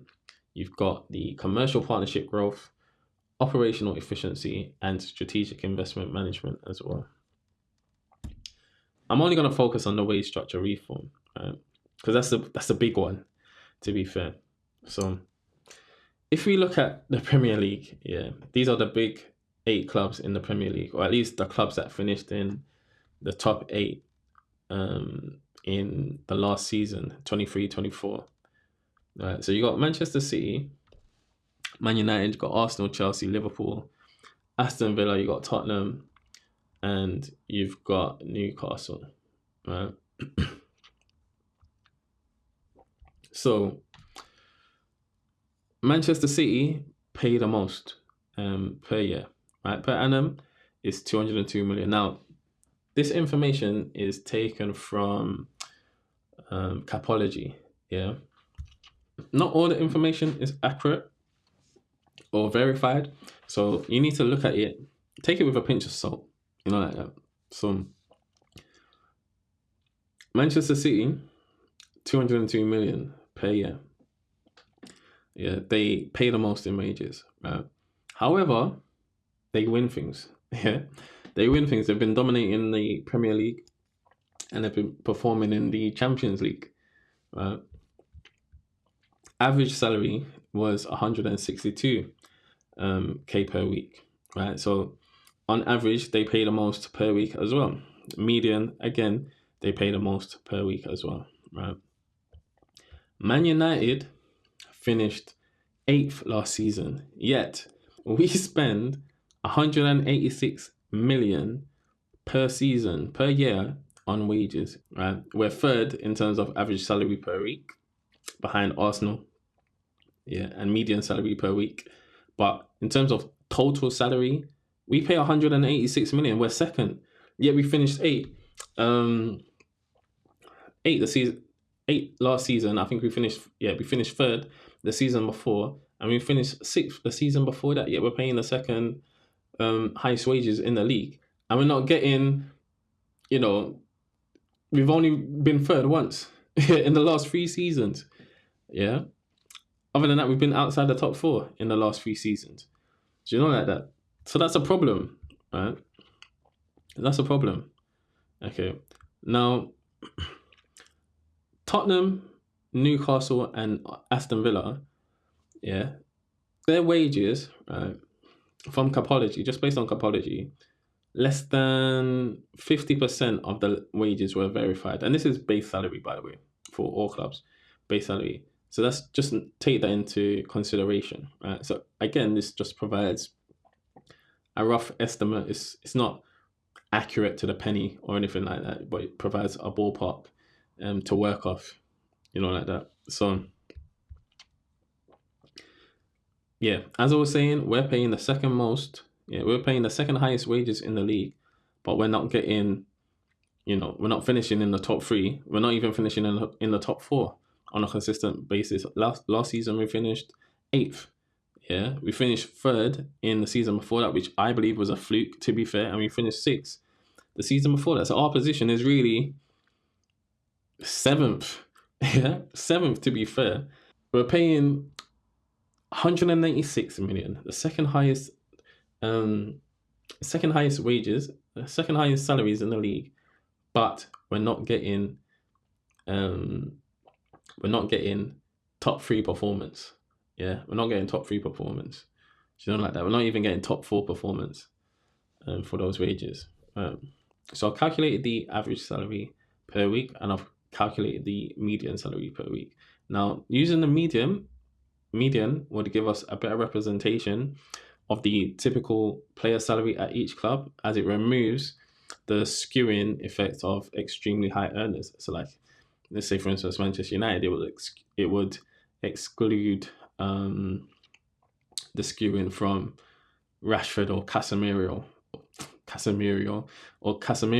wages, yeah, in excess of 300k per week. Do you know, like that? So yeah, that brings it down to 120k per week. Yeah, the average was 128 per week, and that's being boosted by their wages. Do you know, like that? So wage structure reform, what I'm saying is, or what I'm suggesting, if it was me in charge of Manchester United, I would do a base salary of 100k per week. Right? Now, this base salary of 100k per week is an average of the median of the top 8 clubs. Do you understand? Or players of the top 8 clubs in the Premier League, right? So let me explain this for you. So just going back a slide, right? So the median salary, right, was 90k, right? And this is based on taking all players, excluding United, as one data set, right? So it finds the middle value. The median finds the middle value, which was 90k. And what this does is it basically treats each player equally, regardless of club. Yeah. So it's normally more influenced by clubs with larger squads. Yeah, they have a larger influence, right? Now, the second method is to take the average of the club medians, which we've got here, right? Now, this calculates each club's median separately, which I've done, and it takes the average of these medians, which was 106k. Yeah, so it treats each club equally, and it's less influenced by squad size differences, right? So the 16k difference between the 90k and the 106k shows that the larger squads at lower wage levels are pulling down the overall median. Some clubs have more players on lower wages, affecting the overall pool, and taking club medians first gives more weight to higher paying clubs. So it gives more weight to like your Manchester City or Manchester United. Okay, so if we use the overall pool median, right, which was 90k, that's more representative of the typical Premier League player, right? The wage of the typical, or the base salary of the typical Premier League player. But the 106k reflects the typical club wage structure, right? So I said, you know what? Between 90k and 106k, just do 100k. Yeah, 100 bags. right? And that's what I'm saying. Base salary, 100k per week, right? This is what I think we should be paying each of our players. Okay. So if you just look at Manchester United squad, yeah.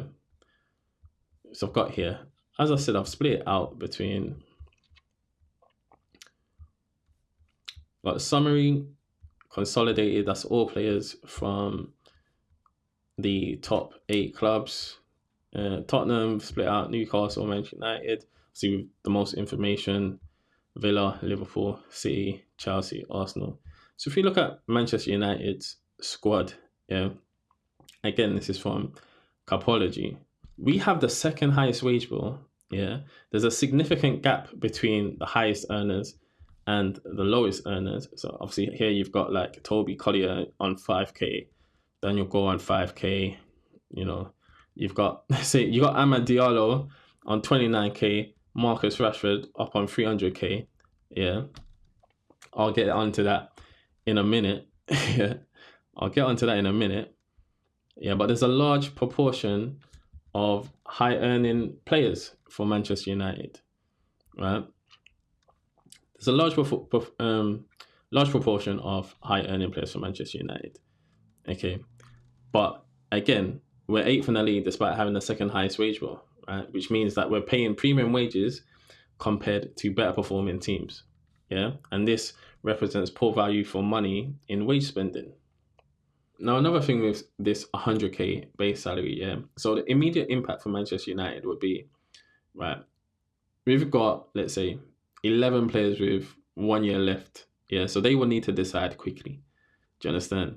And high earners like Cass, Fernandez, Rashford, even though they would face a significant base salary reduction, yeah, you can add an appearance fee in there, yeah, to make up the differential. Yeah, I'll explain this, okay, as a transition period.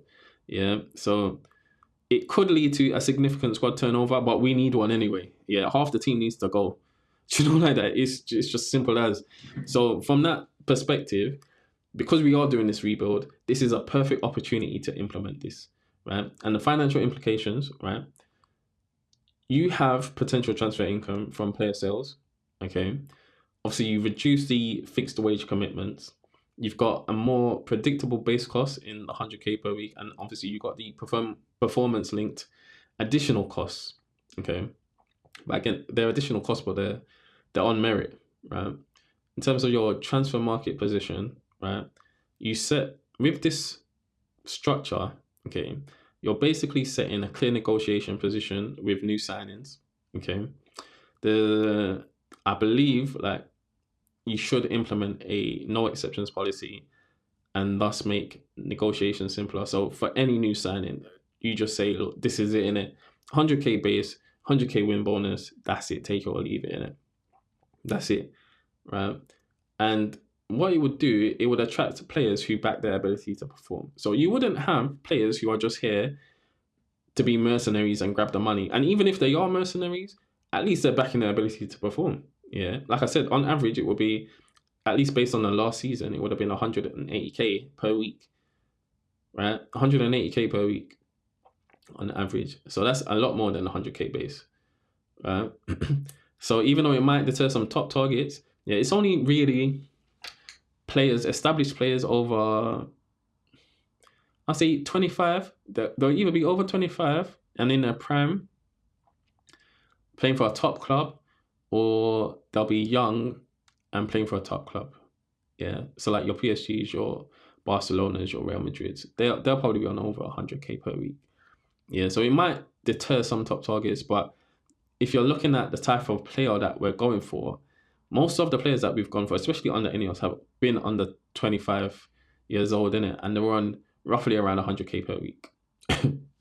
Yeah, they wouldn't be on more than 150k per week. We're not doing the massive wages anymore.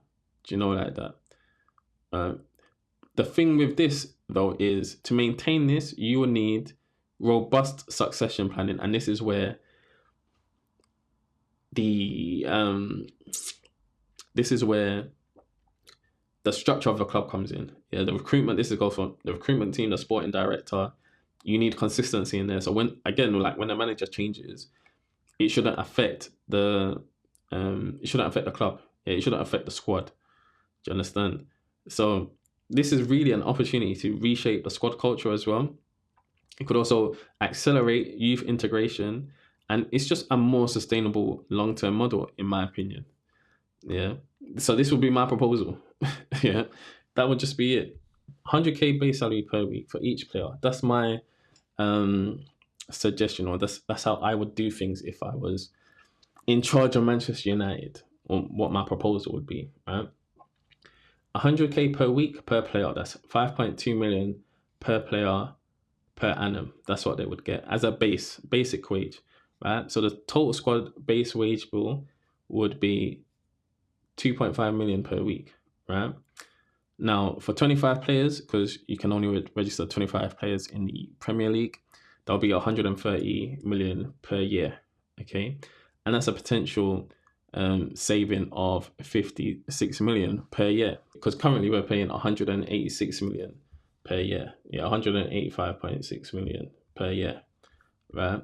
And then on top of that, you add the win bonus, right? So win bonus would be 100k per player per win, right?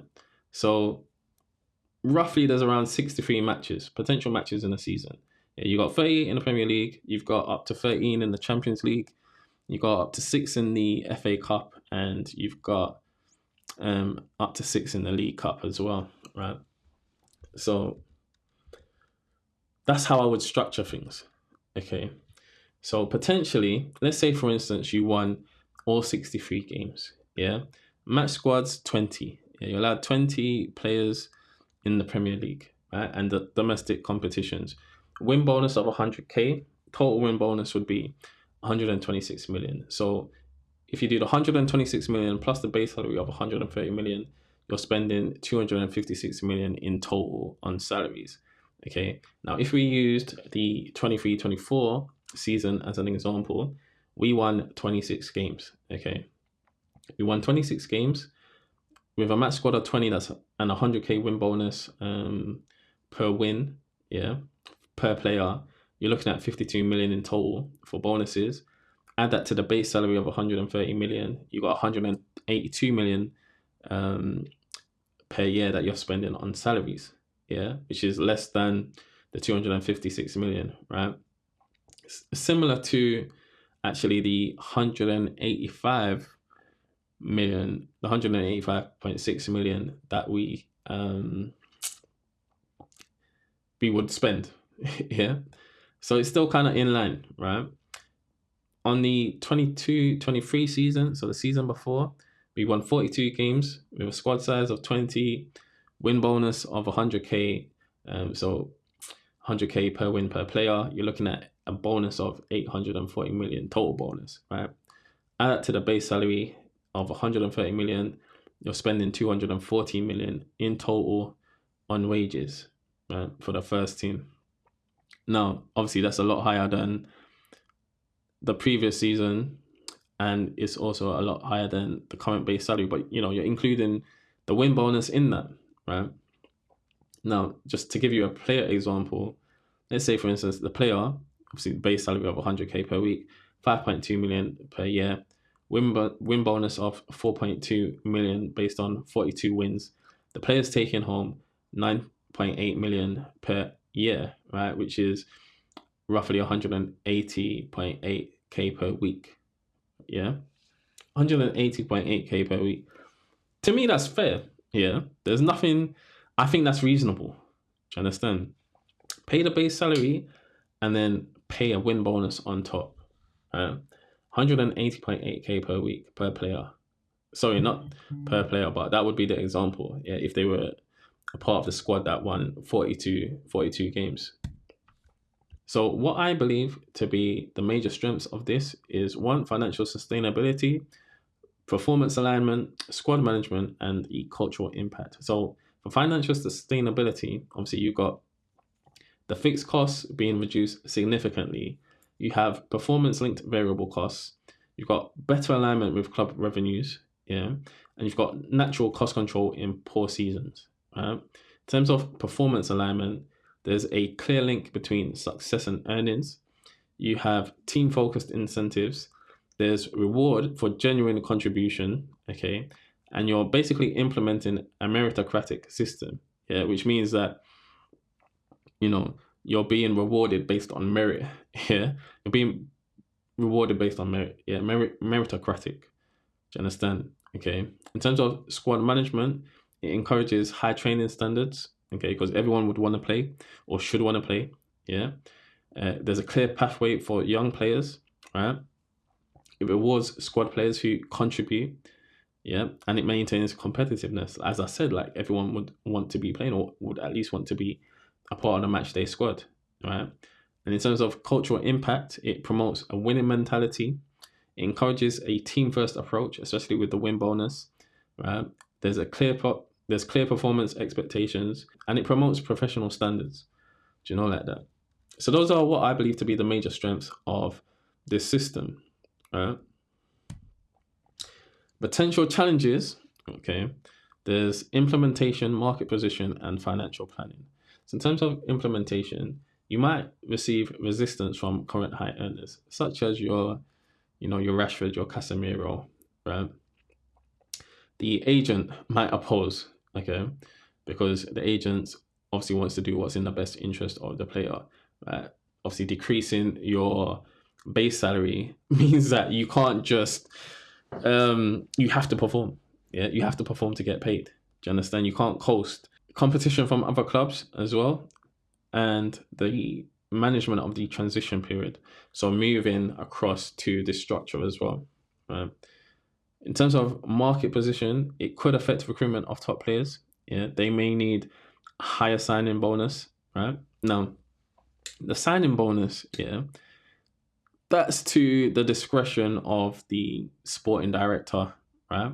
Or the recruitment professional in charge. Okay. Yeah, the signing bonus. But in terms of base salary, right? In terms of base salary and, monthly contract situation, right? I think they should all be equal level. Yeah. The 100K per 100K wage per week, right? Then you got the Premier League wage expectations. Although we saw that from the G8 clubs, at least the top 8 clubs, the average wage, the average salary was 90K. So the median salary was 90K. Yeah. So you're paying above the median wage for the top 8 clubs anyway. You know, like that. It's only Manchester City and Arsenal that pay like 140K plus. Do you know, like that? Yeah, in terms of median wage. Okay. And then you've got the international competitiveness. Although I believe, like, in terms of international competitiveness, if a player wants to go to Real Madrid, it might not just be because of wages, it could be because of other factors, like cultural factors. Like a lot of the South Americans want to play in Spain. Yeah.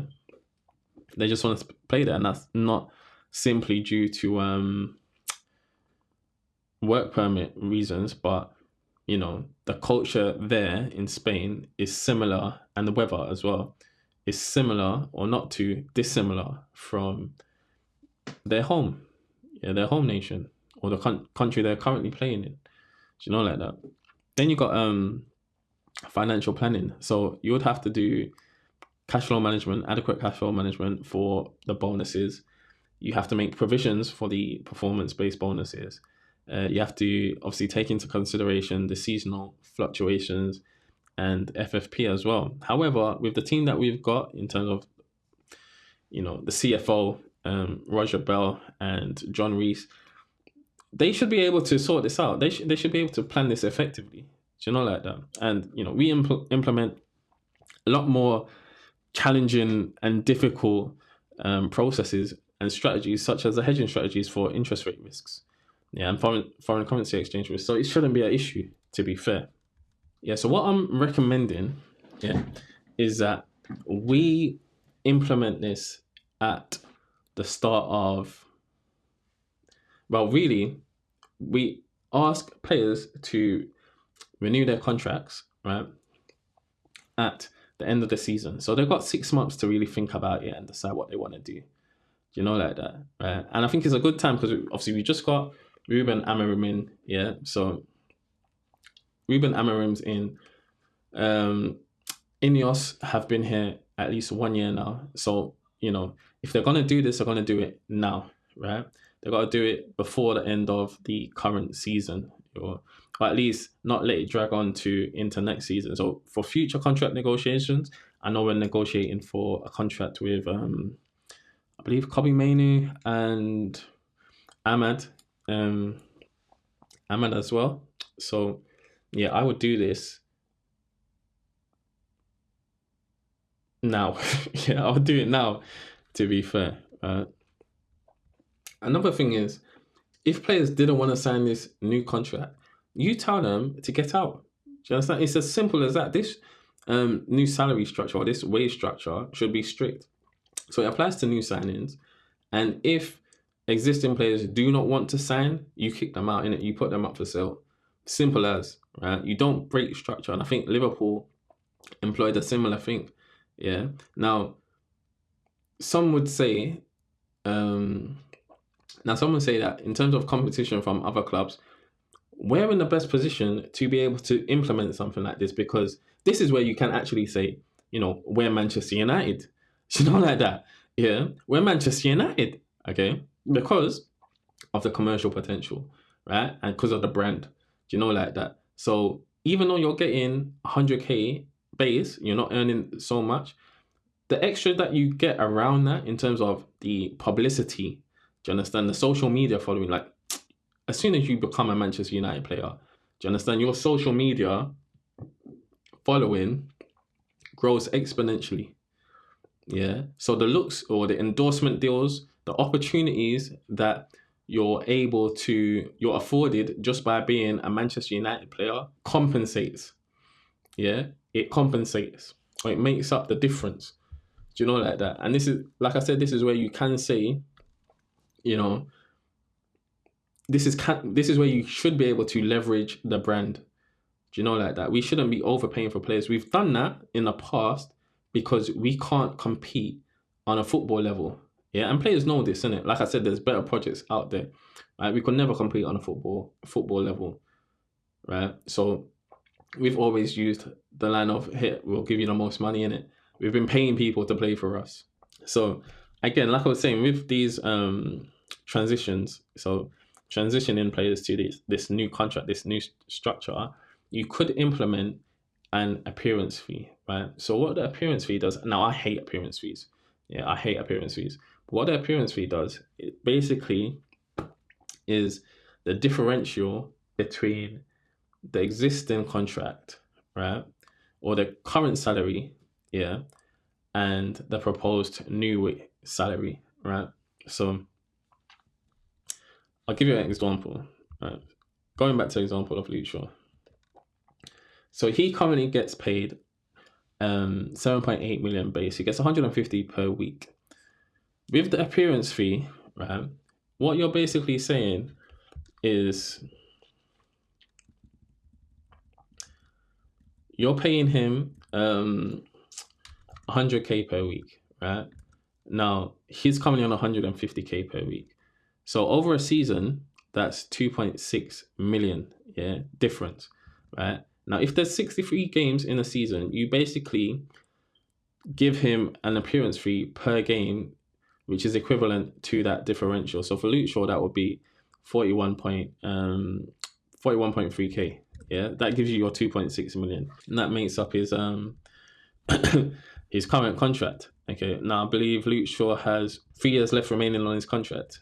Yeah, at least at the start of the 24-25 season, he had 3 years left. So if this is like a last resort, well, it's not a last resort, but it's a compromise if they don't want to sign this 100k base salary and the 100k win bonus. Okay, you give them the appearance fee, right?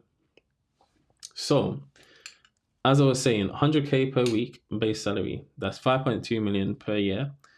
Appearance money, maximum 63 games, 41.3k. Yeah, that's 2.6 million a year. 5.2 and 2.6 equals 7.8 million, right? So let's just go off the last season, 23-24 season. Luke Shaw, he would have been paid the base salary of 5.2 million a year. He only made 3 appearances last year. Yeah, so 3 appearances at 41.3k is your 124k, right? Win bonus, let's assume, for instance, hypothetically, that he was a part of the squad, the winning squad on those 3 occasions, right? In the 3 appearances he made, right? You do 3 times 100k, that's 300k. So in total, you're paying him 5.6 million. That's less than the 7.8 million that he would have got off base, off rip. Do you know, like that? And I don't think he could complain about that. I don't think the fans would complain about that. Do you know what I'm saying? I think that's fair. Yeah, looking at Maguire, for example, I got a few examples. Maguire, he currently gets paid 190k per week, right? That's 9.9 million a year, right? But under this new structure, let's say you give him a base salary of 100k per week, 5.2 million per year. Appearance money, again, this is the differential between his existing contract and the proposed new contract. Now, Maguire has 1 year left on his contract. So really, his contract's up for renewal this season. Now, I would have said we should be selling Maguire, right? I would have said we need to sell Maguire. But because we're playing in a free, he's good. Yeah. Because we're playing in a free, I would keep him, but I would drop his wages. Yeah, I would say to him, look, if you don't accept this salary of 100k per week and 100k per win, then you got to go. Yeah, you got to leave, right? And really, we need to be negotiating this now, to be fair, or else we risk losing him on a free, but then that's, 190k off his wages. His current market value is roughly 12 million, I believe, according to Transfermarkt. His contract value is currently 9.9 million. So, we would be taking a 12 million pound hit, to be fair.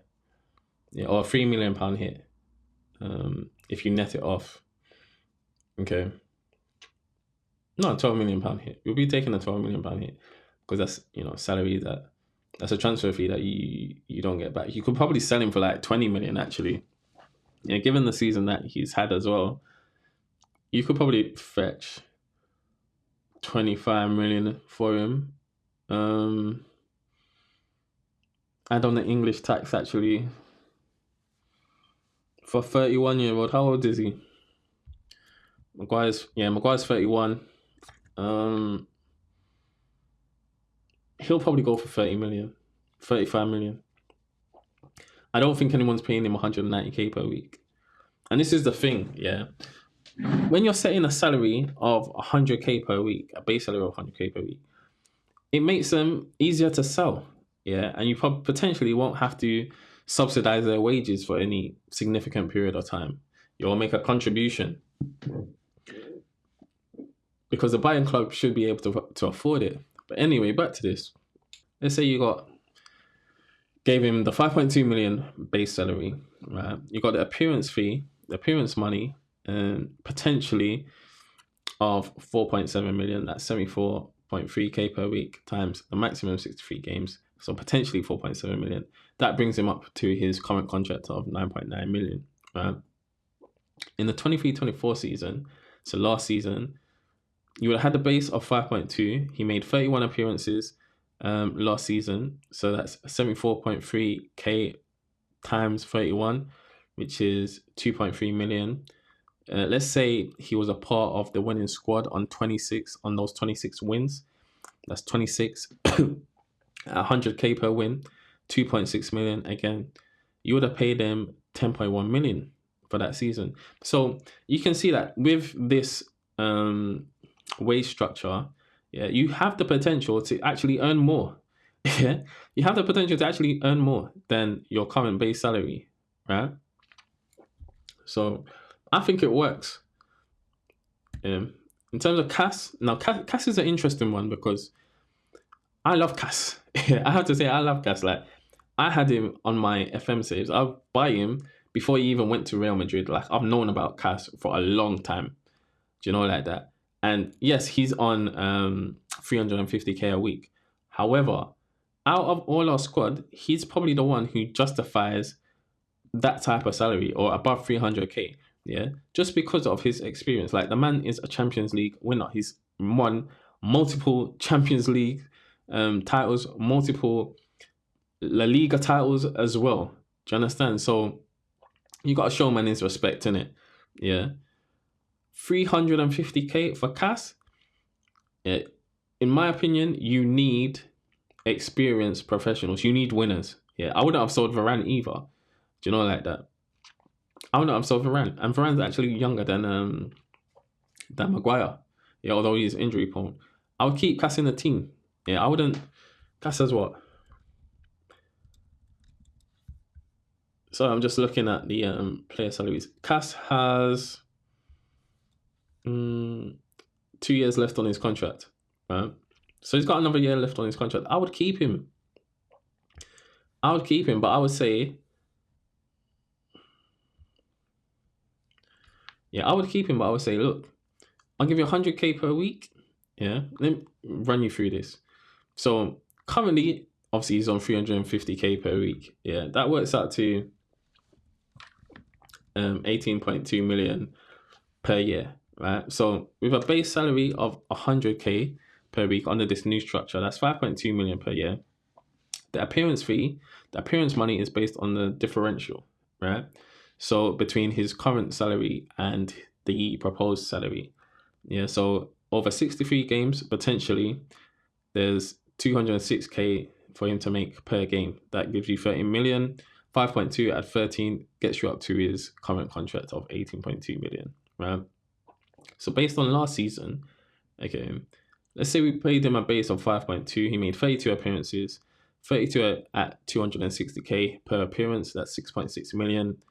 Let's hypothetically say that of the 26 wins that that Manchester United achieved, 100k per win, that's 2.6 million. You would have paid him a total of 14.4 million, yeah, instead of this base of 18.2 million. I don't think he would be mad at that. You know, like that. Although these South Americans, they do like their money and that. But I don't think he would be mad at that. I don't think fans would argue with that. Do you know, like that? Like, Cass has been, I would say Cass is our best midfielder. Yeah. And he was our best midfielder last season. And since he's arrived, he's been our best midfielder, just period. Do you know, like that? So, yeah, you can't buy that experience, right?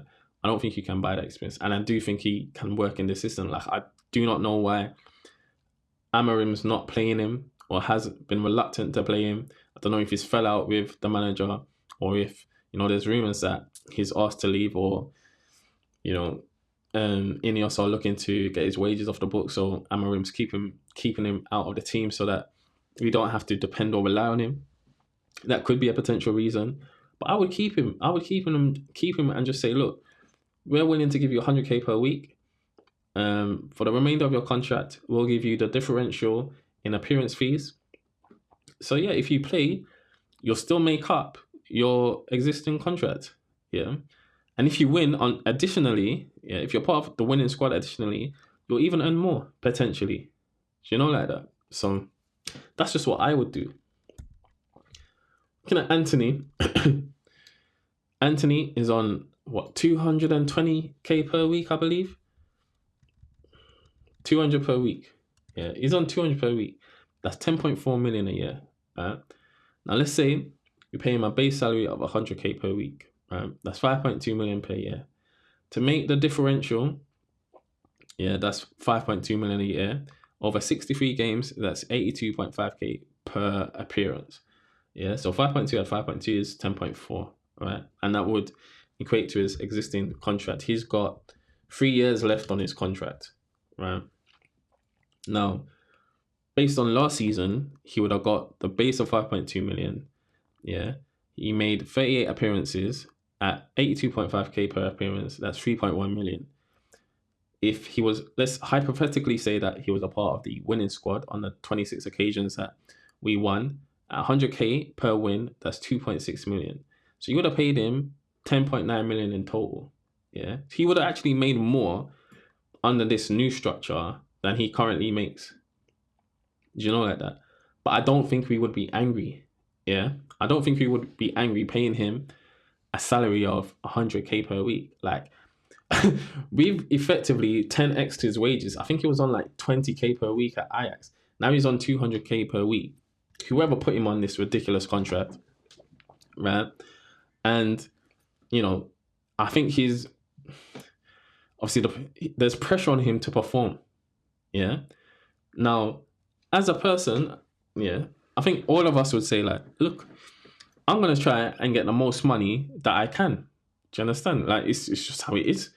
Do you understand? So I can't blame him for saying, for taking the 200k per week contracts. What's he supposed to do? Say, no, I'll take 40k instead. That's ridiculous.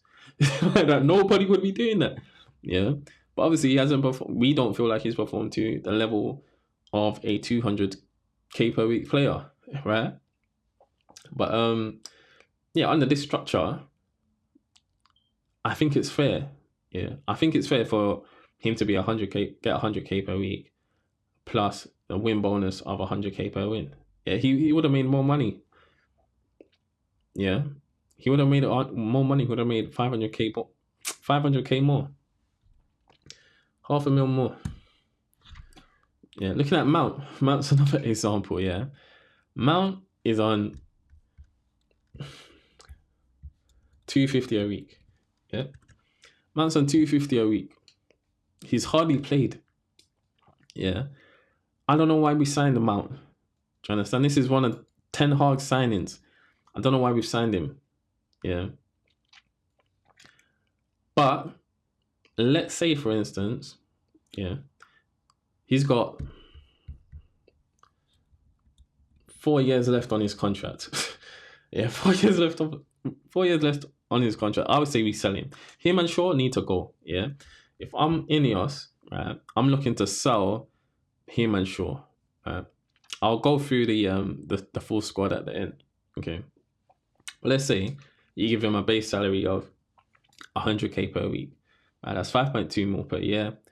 To make up the differential between his current contract and the proposed contract, over 63 games, you would pay him 124k per appearance to get the total differential of 7.8 million. Okay, and that would give him this 30 million per year, right? Now, based on the 23-24 season, so last season, he would have got his base of 5.2 million. The man made 12 appearances last year. 12 at 124k per appearance is 1.5 mil. Let's assume that he was a part of the winning squad on the 12 occasions that he was available. Yeah, that's 100k per win, 1.2 million. So in total, you're paying him 7.9 million. Yeah, that's almost just over half. Yeah, of what we would pay him anyway. Yeah, of his base, of his current contract of 13 million. Do you know like that? I don't think he could be mad at that. I don't think the fans could be mad at that. Do you know like that? So you're getting paid based on merit. You're getting paid based on performance as well, right? So that's what I would do. Now looking at Rashford, Rashford. Yeah, the man is on 300k per week, right? 300k per week, and he's got 4 years left on this damn contract. Yeah, obviously he's been put up for sale now. He'll probably go in the summer, so January, although it might extend to the summer. He might go out on loan in January. We'll see what happens. No one's paying him 300k per week. Like, Barca have come out and say they're not willing to give this man 300k per week. The fact that Marcus Rashford summarizes everything that's been wrong with Manchester United over the past 10 years, yeah? Or at least since Ed Woodward took over, yeah? Because Ed Woodward was the money man. He was the CEO and he's the commercial master. Yeah, this is where he's got his he's got his stripes from. Yeah, the commercial side of Manchester United. Okay, you can't deny the man his flowers for what he's done commercially. Do you know, like that? But Rashford is everything that's wrong with Manchester United. We're paying this guy 300k per week. Yeah, in my opinion, he's not a 300k per week player. But I would say, like, commercially, obviously, especially during COVID, right? His commercial appeal would probably justify this 300k per week and the money that commercially he brings into the club. Do you know, like that? But from a football perspective, he ain't worth 300k per week. He's just not. Yeah. And you'll see this, like, clubs, Man United will struggle to sell Rashford because of these wages, unless we're like subsidizing it. And even then, you know, you'd probably only want to subsidize no more than half his wages. Yeah. For the remainder of his contract. 4 years. Ed Woodward that done this? 4 years left on this guy's contract is ridiculous. It might not have been Woodward. It might have been Arnold. It could have potentially been Arnold. Anyway, but the person that's done this is sackable. Yeah, that's a sackable offense, to be fair. But just looking at Rashford, yeah, let's say hypothetically we give him 100k per week, 5.2 million per year, right? He gets paid 15.6 million per year right now, base, right? To make up the differential, you need to pay him 10.4 million. There's 63 games a season, so you split it.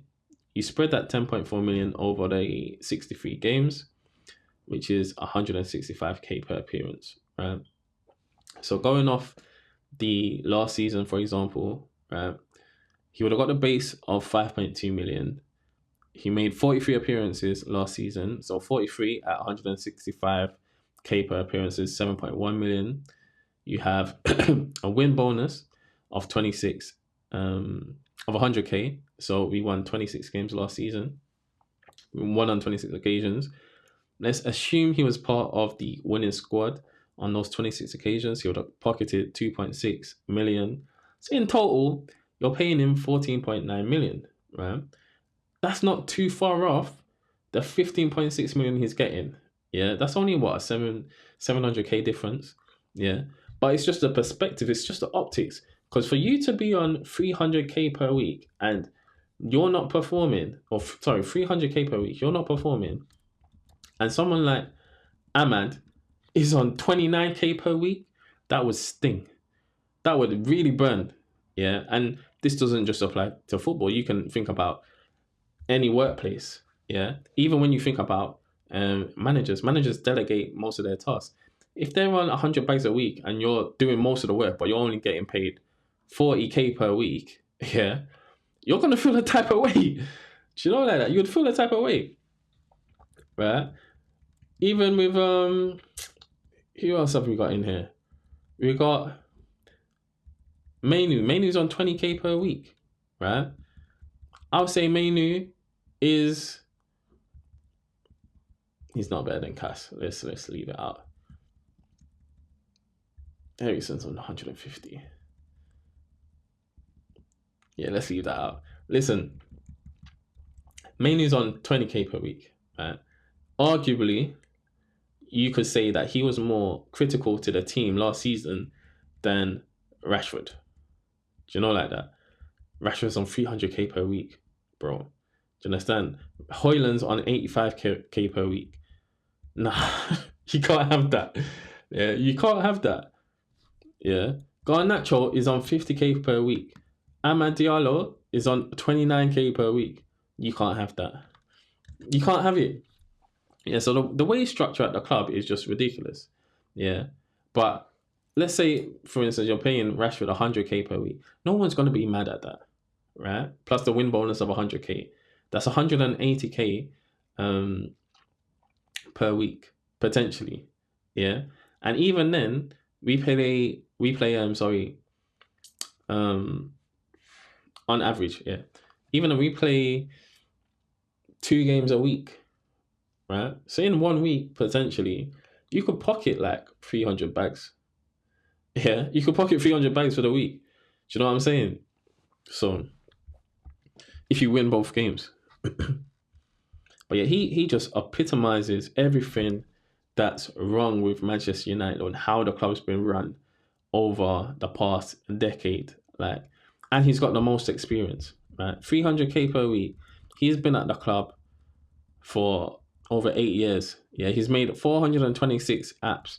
Yeah, he's got the most appearances in the whole team. Do you understand? In the whole team. The next highest person is Victor Lindelof with 267. Yeah, then you got Fernandes on 257. So I can understand why Fernandes would have wanted 300k per week, for instance. Yeah, that's a good one. I can understand why Fernandes would ask for a wage rise when he sees a Mount on 250, he sees Rashford on 300, yet he's the one carrying the team.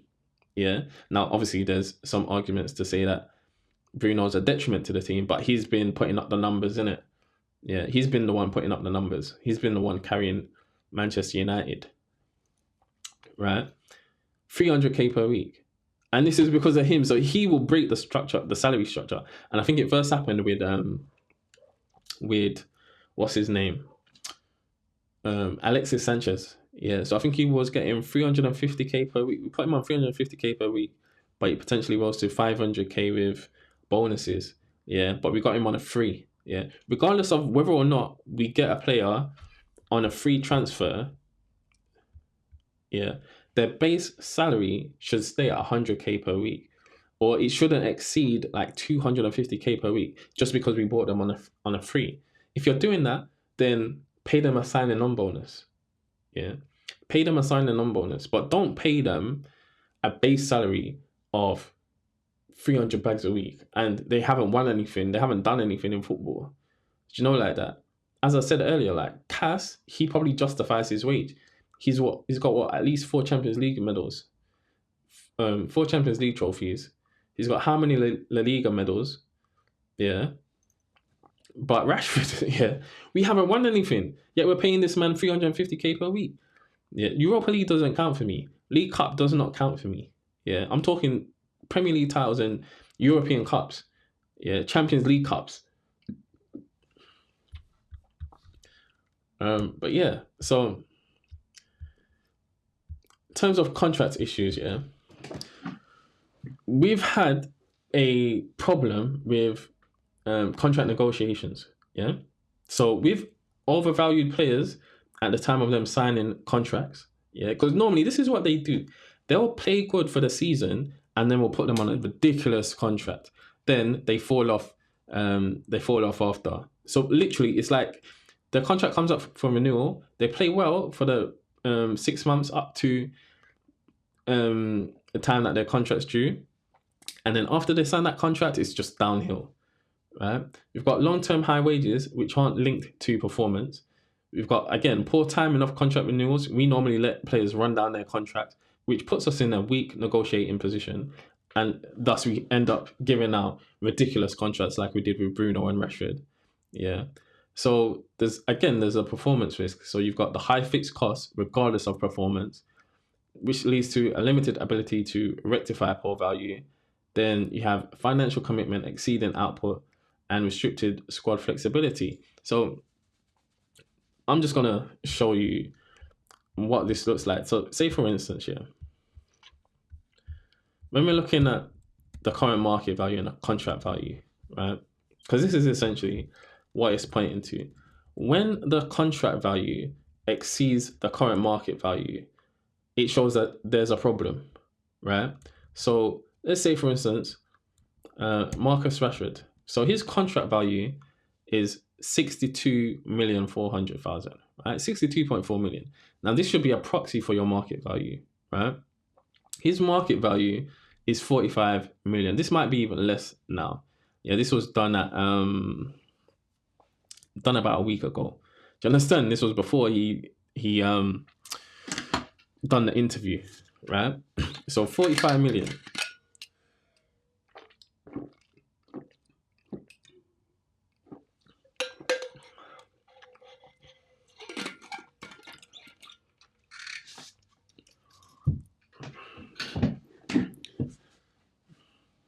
Yeah, which shows that he's not worth what we're paying him, right? Because essentially you want the club, you want a club to buy out his contract. Yeah, essentially. Yeah, we've got who's this? Antony. Antony, 31.2 million is his contract value. Yeah, for the rest of the 3 years. His current market value, 16.5 million. Yeah. It's not good, right? 16.5 million. Yeah. Who else have we got? We've got Mason Mount, 52 million contract value. His current market value, 26 million. Yeah, 26.4 million. Right? Who else have we got? We've got Cass, 36.4 million. Yeah. His current market value is 9.9 million. Do you understand? We paid 59 million for him in 2022. Yeah. Who else? We got the Lit, although that's new, that's this season. I'm excluding people that were purchased this season.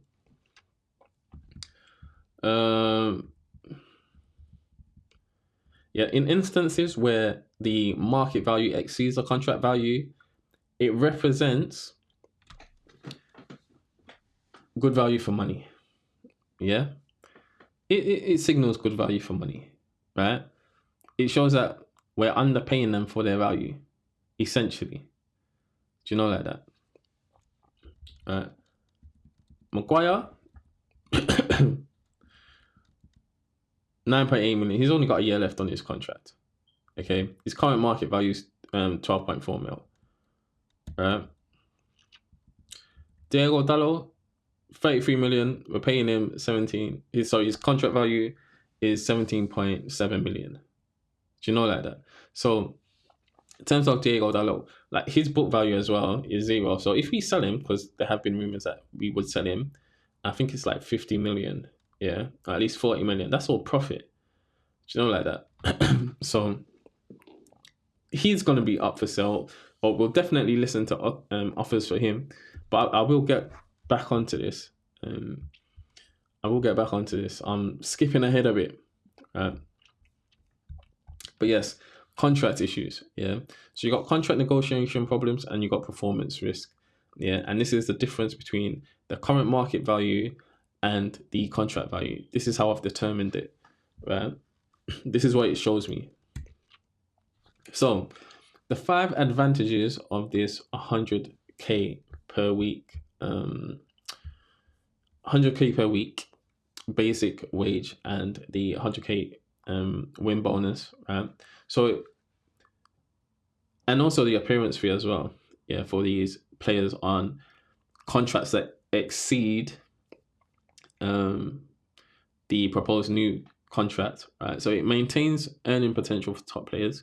So it would help retain key players, although to be fair, all of those players are up for sale, to be fair, or we should be listening to offers for, right? It creates additional upside through win bonuses. Okay, there's more performance linked. It's more performance linked than the current fixed salary. Yeah, and it basically demonstrates the viability of performance based pay. So we saw that with Maguire and we saw it with Antony as well, where under this new proposal, their salary exceeded their existing one. Right. It also smooths the transition to the new structure. Okay, so it allows for a gradual cultural shift, right? Especially for the high earners. Okay, although like I said, we should be looking to let them go or sell them. And again, it could reduce resistance from key players with this appearance fee, right? Which would maintain the squad stability. Do you know that? So yeah, a bit of game theory, yeah, because I do enjoy it on the win bonuses, right? So let's say, for instance, injury risk scenario, right? Player feels a slight muscle tightness at 60 minutes, but you're winning 1-0. Okay. So under option A, you could flag it to the manager and request a sub. So you still get a win bonus if the team wins. You protect yourself from worse injury and you protect the team from worse injury because it will affect them. And the fresh player that comes on increases the win probability, or it should increase the win probability. Like if you're injured, then essentially you're a man down. You know, like that. Yeah. providing that you got a strong enough bench. Now, option B, you can play through the discomfort and risk a bigger injury. You can risk the team's win probability because they're playing with a man down, and there's no extra benefit for staying on. Do you know, like that? So the rational choice in this scenario would be option A. Yeah, flag to the manager and request a sub. Right. Number 2, late game tactical scenario. Right. Say it's the 89th minute, you're 2-1 up. Player has chance to counter. Right. So option A, you could keep possession in the corner. That's a lower risk option. It protects the win bonus and it's a team focused decision. Or option B, you could try to score the third goal. However, it's an unnecessary risk. There's no extra bonus for more goals, right? And it could lead to a counter attack as well. So essentially, you could end up drawing the game. There's no win bonus there's no bonus for drawing the game, right? So the rational choice in this scenario would be option A. Yeah, keep possession in the corner. Right now, with this win bonus, there wouldn't be no appearance fees, no assist fees, no goal bonus fees. There are no individual bonuses like that. Right, individual bonuses would come from being included in like team of the year. Right? That's where the individual bonuses would come from, or player of the year, or things like that. Yeah, awards like that. Okay, let's say look at a squad rotation scenario. Players asked to rest for the big game coming up. Now, option A, you can accept the rotation. That would mean you're fresh for the important match. It supports the squad win probability. Okay, and it's the same bonus opportunity in the next game because each game is 100k regardless of competition, whichever competition you're in. Right.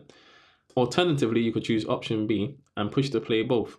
Now, you could risk fatigue affecting both games. Right? If you're already tired, then it's going to affect your performance in the next game and the game after.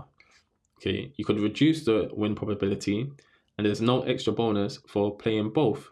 Right?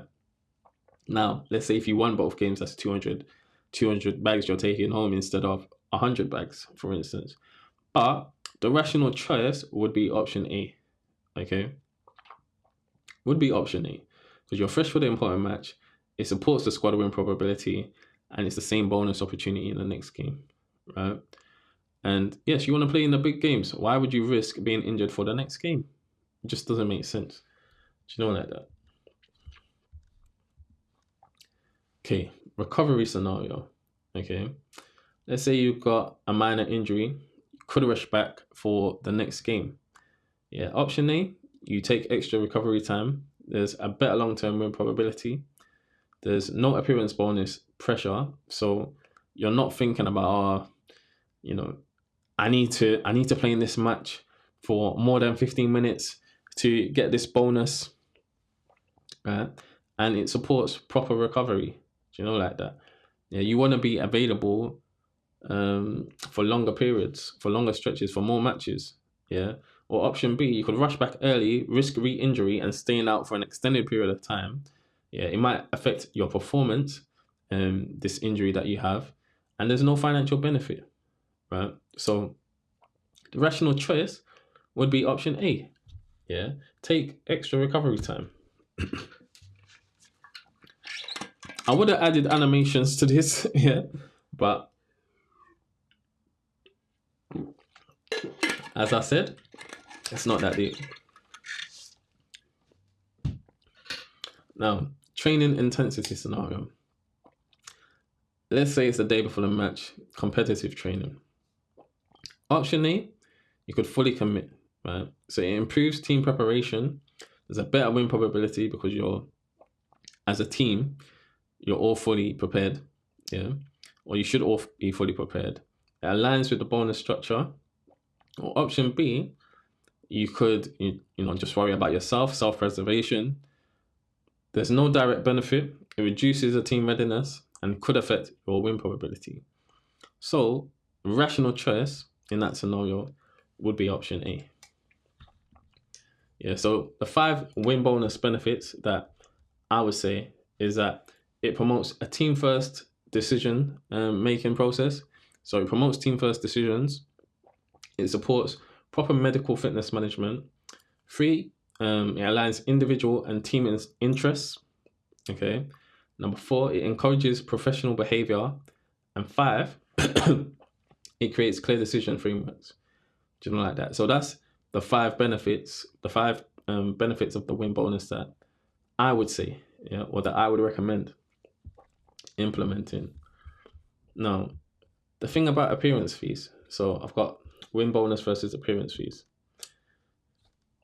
With team performance alignment, yeah, with the win bonus, it encourages team success. Everyone benefits from wins. Squad unity is in pursuit of victory. No individual versus team conflict. Whereas with the appearance fee, and this can apply to like goal bonuses and assist bonuses, for instance, right? It's a more individual focus. You could create selection tension. You might prioritize personal minutes. The player might prioritize personal minutes, and there's potential conflict with the needs of the team overall. In terms of squad dynamics, if you're looking at the win bonus, the whole squad should be motivated, yeah, or would be motivated. Substitutes support decisions, okay, because it benefits them. Positive bench influence. No one wants negative energy on the bench. And better injury management. Whereas with the appearance fee, there could be resistance to substitutions, especially if you played less than 15 minutes. Potential negativity from the bench. So as a player, you could be thinking, this player's playing crap or like crap. Take him off and let me come on, and I'll still get my appearance money, yeah. Or it doesn't even have to be that the player's playing crap. You could just want to come on, so you get the appearance fee. Do you know like that? There's pressure to play through injury, yeah. To get this appearance fee, it creates internal competition for minutes. In terms of player behavior, with the win bonus, you focus on team contribution, right? You accept tactical changes.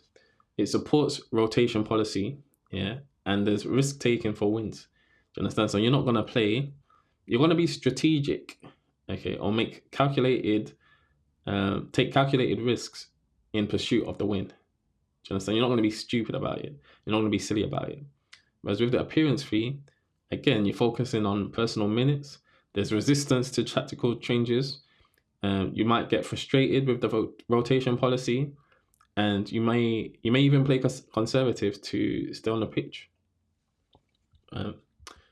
So long-term benefits of the win bonus: it promotes a winning culture, right? It promotes a team-first mentality. There's better squad harmony, or there should be better squad harmony, and it should lead to sustainable success as well. Right? Whereas with the appearance fee, it's very much individually focused. You've got the potential for squad discord. It also increases the complexity of contract negotiations, and there's management challenges involved with that as well. So in terms of like individual versus team success maximizes earnings.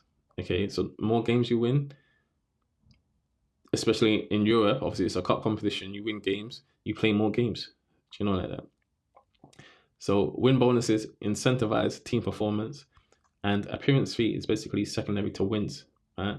And the long-term benefits align with team success, okay? So, to maximize earnings, you would accept tactical substitutions. Yeah, you would prioritize the team performance to achieve the win bonus, okay? And it also promotes a long-term career development, especially for younger players in the squad. Do you know like that? So yeah, we've reached the end of my slides, to be fair, regarding the Manchester United strategic review. Okay, I will go over the squad.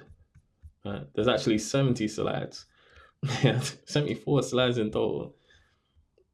Okay, if you take out obviously the title slides and that, you're looking at roughly around 60 or 62, let's say.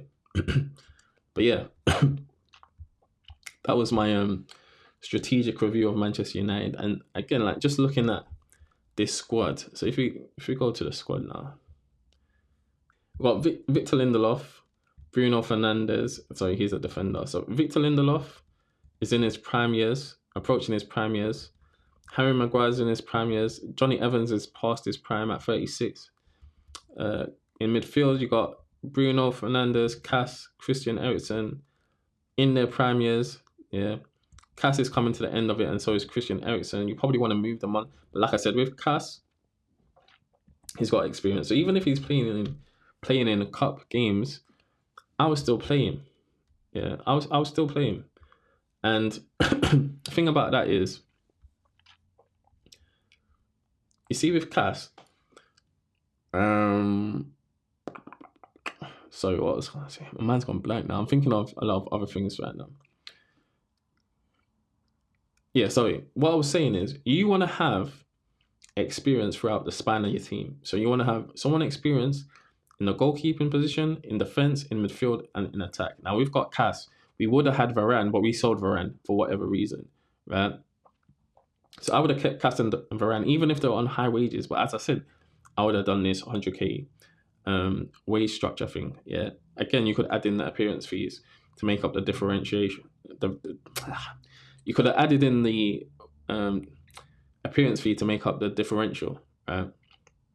But I would have kept Cass and I would keep Cass and would have kept Varane. Do you know that? So for the span of your team, you want to have experience. So you would want an experienced striker. Now we've had this in the past with Falcao. We've had it with Ibra. Obviously, we've let them go, but they kind of stunted the growth or the opportunities for Martial and for, I would say, Rashford. Yeah, but they stunted their opportunities. Okay, because we was only playing with one striker really. Currently, we've got Xerxes and we've got Højlund up front. Now with Højlund and Xerxes, even though Xerxes can play in a 10, I don't believe that another striker or experienced striker is necessary without. You could. If we let Højlund go, If we let Højlund go, and I'm not suggesting that we would, you could bring in an experienced striker, and Xerxes can learn off them, right? But also they can play together because Xerxes can play in the 10. Yeah, Xerxes can play in the 10. You could bring one in for like 2 seasons, not on ridiculous wages, unless they're like a world beater. But there's not many out there that are world class strikers, to be fair. Right? You could bring one in, but I just wouldn't, because I wouldn't. Obviously, we've done that before, and I just don't think it's benefited. We tried to do this understudy thing. We tried to do it with Cristiano. Obviously, we've done it with Ibra. We've done it with Falcao. And I just don't think it's worked. It's ever worked. So the striker position is quite tricky. It's either you're gonna go with 2 young strikers that challenge each other, or you work with an experienced striker and an understudy. Although with strikers these days, for instance, a lot of them are young, or they enter into the first team young. So like, say for instance, a defender, their prime is from 27 to 32, whereas a striker, their prime starts like a year earlier. Do you know like that? It's kind of like the difference in when a player peaks. Yeah, so it's kind of like the difference between men and women. Yeah, so for strikers are more like women, innit? They peak earlier. Do you understand? So I doubt I would bring one in. Another striker. I don't think that's the problem position at the moment, because we don't even get service to our strikers. Our strikers are failing due to a lack of service, I would say. So yeah, I wouldn't look at Osimhen or any other striker right now. But yeah, just going back to this squad, looking at this squad.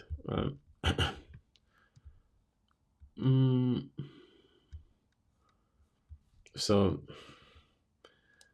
let me just break this down. So you got the club, obviously Manchester United, player, age, position, whether or not the salary has been confirmed. So 71% of the salaries are confirmed. Gross salary per week, gross salary per annum, years remaining on their contract, in terms of total season. So this is based on the 24-25 season, or as at the beginning of the 24-25 season when they were signed. The market values, these valuations all come from Transfermarkt. Now they're in euros. However, I've converted them to pounds based on the exchange rate at the time. Apart from the contract value, which would have been taken, the contract value and the current market, not the contract value, I've calculated that, but the current market value was taken from, I used the exchange rate according to last week, the exchange rate that it was last week. Like I said, I did this a couple of days ago, to be fair. But yeah, so you've also got, so you got the date that they were signed, the market value at purchase, the transfer fee paid. You got the discount premium, which is a calculated field, and I'm just basically calculating the difference between, or the discount or the premium paid on the market value at purchase. So say for instance, buying there, he was valued at 9.4 million. We've got him for 4.3 million. Now, I do know there's signing on bonuses and other bonuses like that. There's also appearance fees, but just based on this, that's what I'm calculating off. So that would represent a good signing, to be fair. We've got him at a discount of,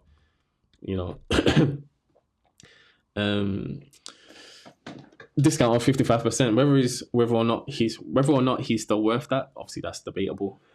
Based on his performances, we'll have to see.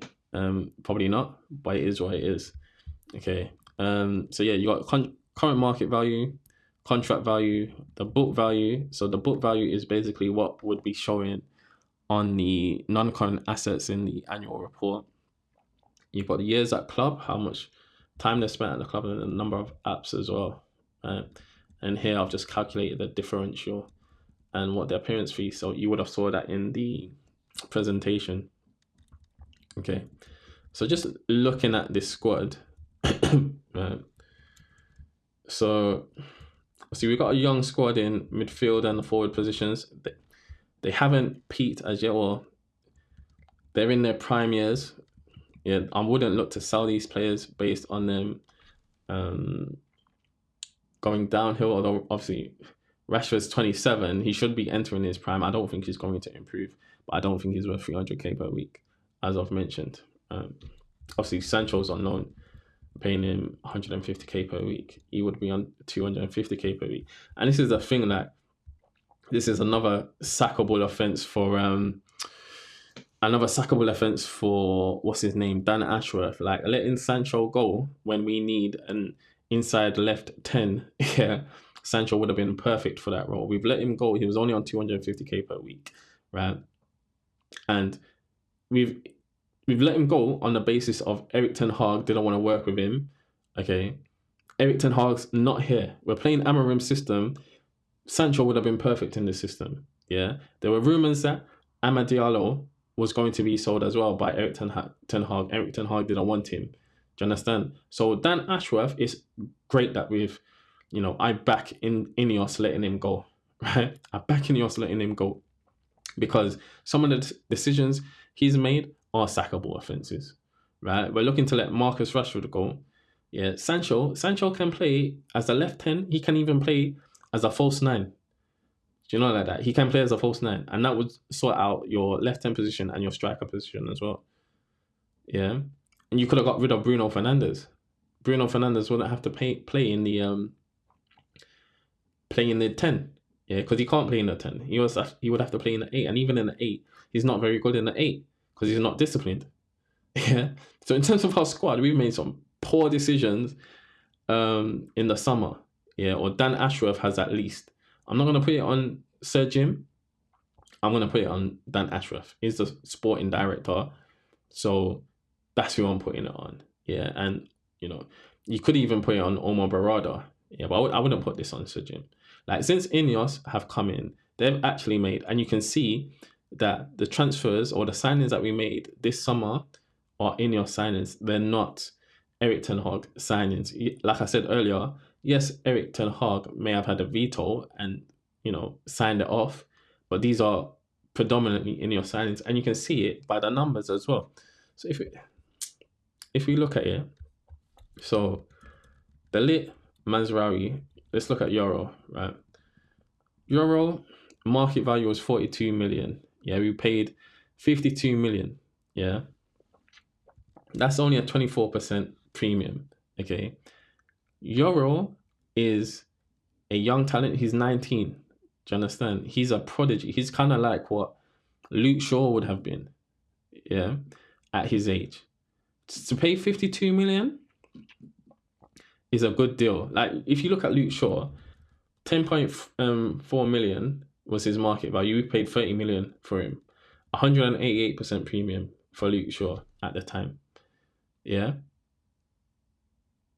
I say 20%, up to 20% premium is okay. So anything above that, 24, that's just 4% premium. Yeah. We paid 168 premium for Luke Shaw. That's ridiculous. Yeah, but we had the money. We was, champions of England at the time as well. But this just goes to show. But yeah, as I was saying, Lenny Euro, that's good business. Yeah, considering that Real Madrid were after him as well, and there were other big clubs after him. So to get him for 52 million on 115k per week, it's not bad at all. And he is a starter. I would say he's a starter as well, alongside the lit and probably left centre back. You might even have Mazraoui, yeah, or Martinez currently, right? Yeah, so that's Euro. Looking at the lit, market value 55.5 mil. We got him for 38 mil. Yeah, 38.5 mil. 31% discount, right? 31% discount. Now, I would say that the lit is our best defender. Do you understand? I've always liked the lit as well. Even, from Ajax days to moving to Juventus, and even to Bayern, I've liked him. He's just moved around with different managers. Different managers have come in. He hasn't really had a stable run. It's kind of like the situation with Sancho. You need a bit of consistency in terms of, for player development, right? It's not healthy, or it's not ideal when you're switching managers who have different playing styles, and you have a different rapport from them. You have to build it again, right? So to get him for 31% discount, that's good business. Yeah, that's an Ineos signing. Mazraoui and his technical. Mazraoui technical. Yeah, he's 25. Sorry, delete. Mazraoui is 27. Market value was 25.6 mil. We paid 12.8 mil. Got him for a 50% discount. Yeah. 50% discount. His current market value has even gone up. 26.4 mil. Yeah. And if you look at his contract value, it's all in line. Yeah. It's all in line. We're not paying excessive wages. These are Ineos signings. Do you know like that? They're not Ten Hag signings. They're not Ed Woodward signings. Under Ed Woodward, we would be paying ridiculous amounts. Do you know like that? Who's the other one?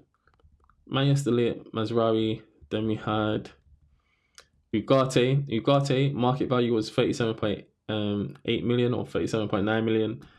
We paid 42 million, 42.1 million. That's only 11% this premium, right?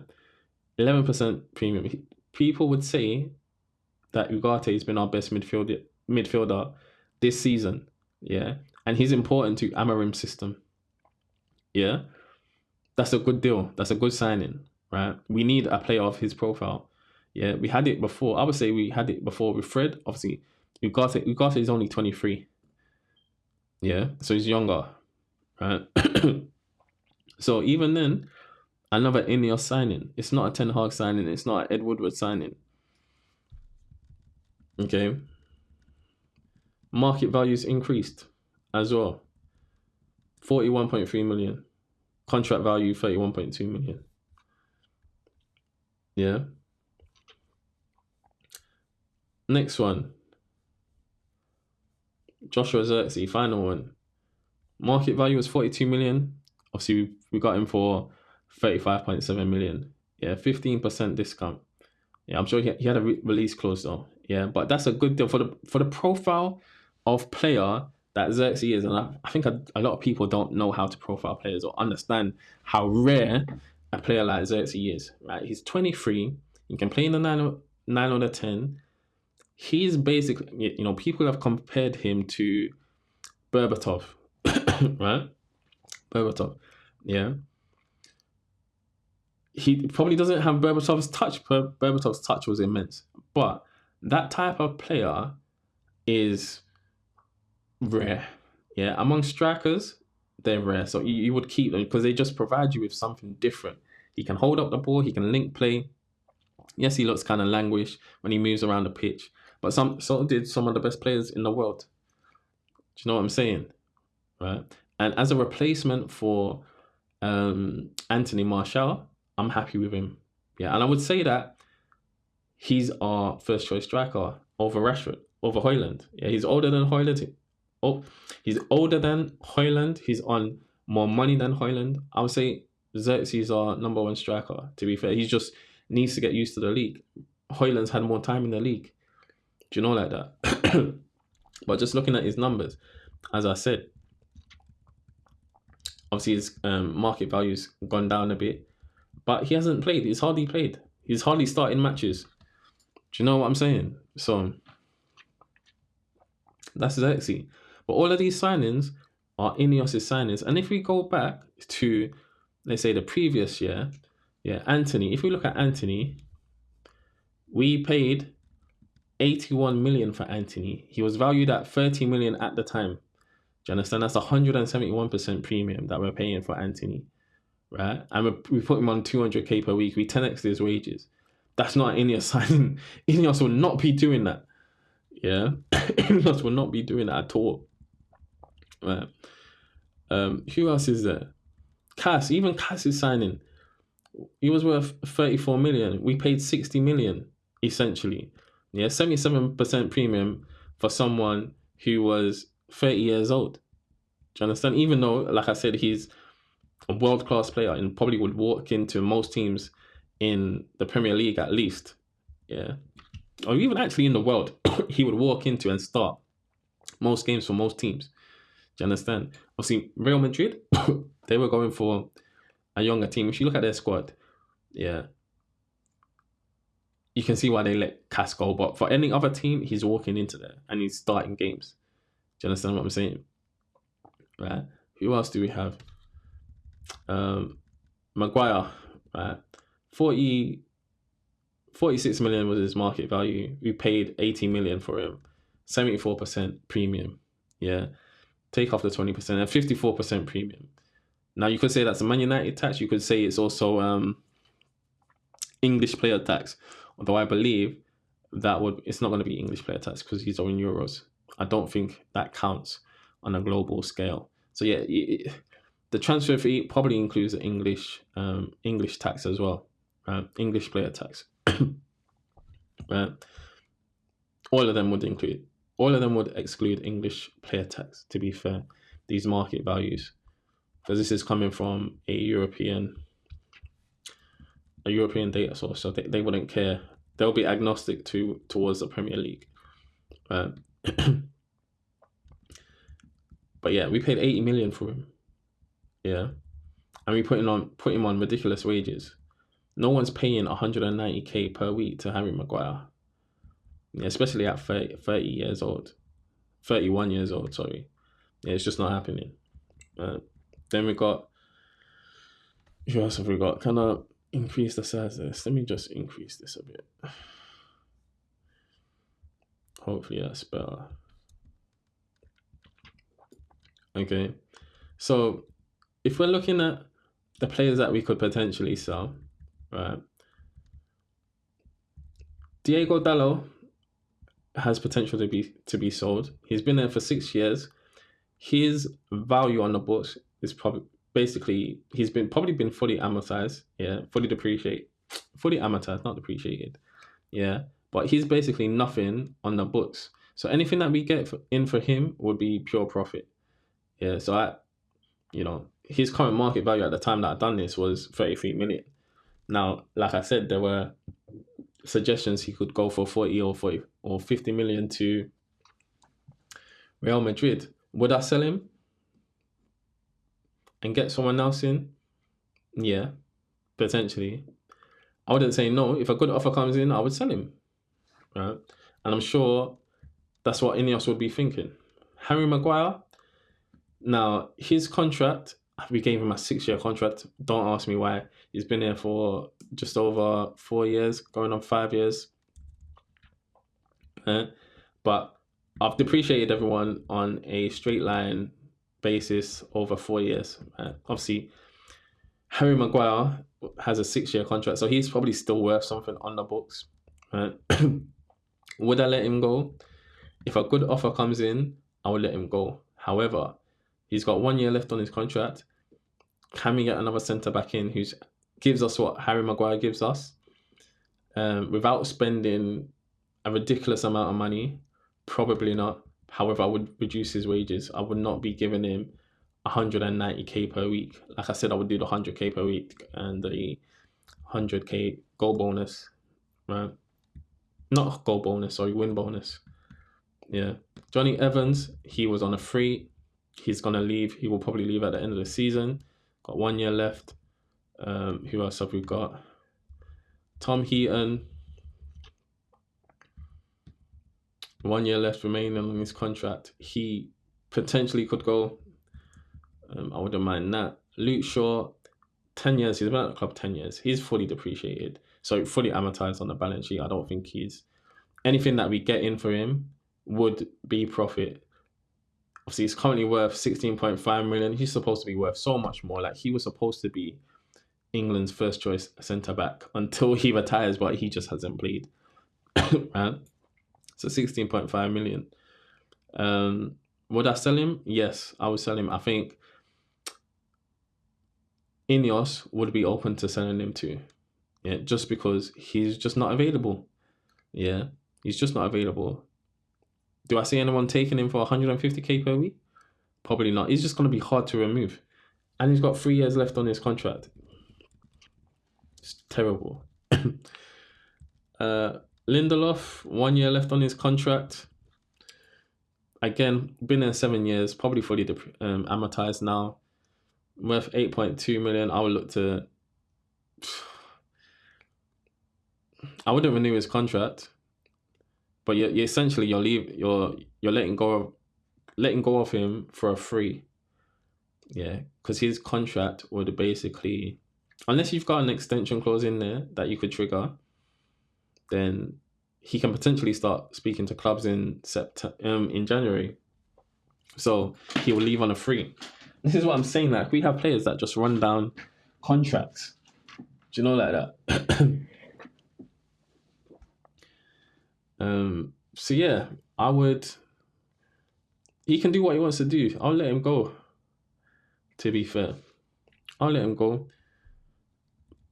Bruno, yeah, he's been there 4 years. We've given him a new contract, right? It's ridiculous, bro. We've given him a new contract. His transfer fee would have been fully amortized. Let's say if we gave him an initial 4-year contract, because this is what it's based off. Okay, current market value, well, as at last week, was 45 mil. I would have sold him. Yeah, I would have sold him.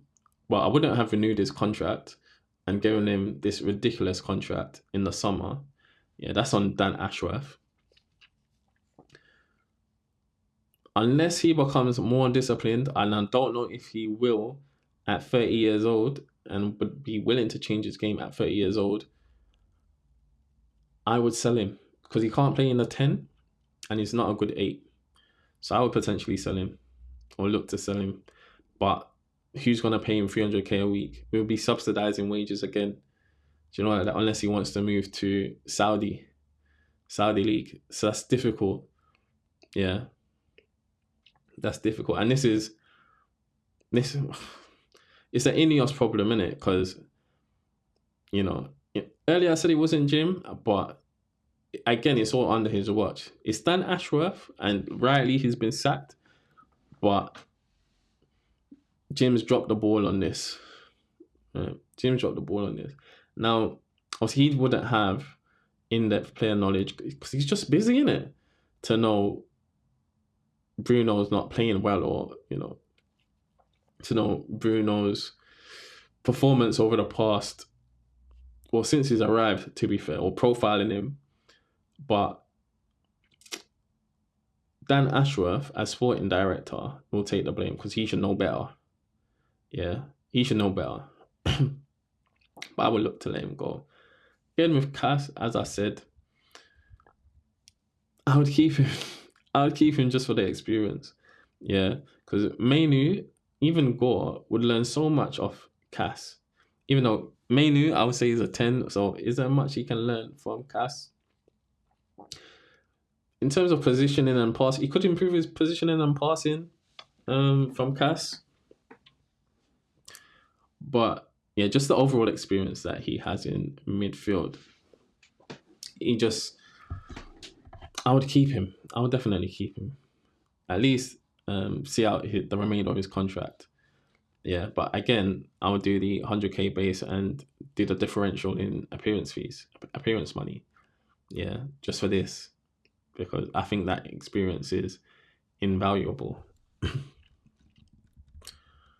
Looking at Ericsson won't cost anything. We got him on a free. We could potentially get it 5 million for him. So 32 years old. He won't play that much, to be fair. He hasn't been playing that much under Amarim. I don't think he's got the engine or the legs to work in Amarim's system. He needs to go. So we're going to need a defender as a priority. We're going to need a couple of midfielders as a priority. I don't think strikers the priority. We also need wing-backs as a priority. Mainly, obviously, is free. I wouldn't sell him. I think he's got a position to play, a role to play in us. As long as Amarim plays him in a 10 and stops trying to force him into this 8 role. Yeah, I don't like seeing it. And this is one thing that's annoying me about Amarim, because his team selection at the moment has been questionable. Daniel Gore, he's 20, right?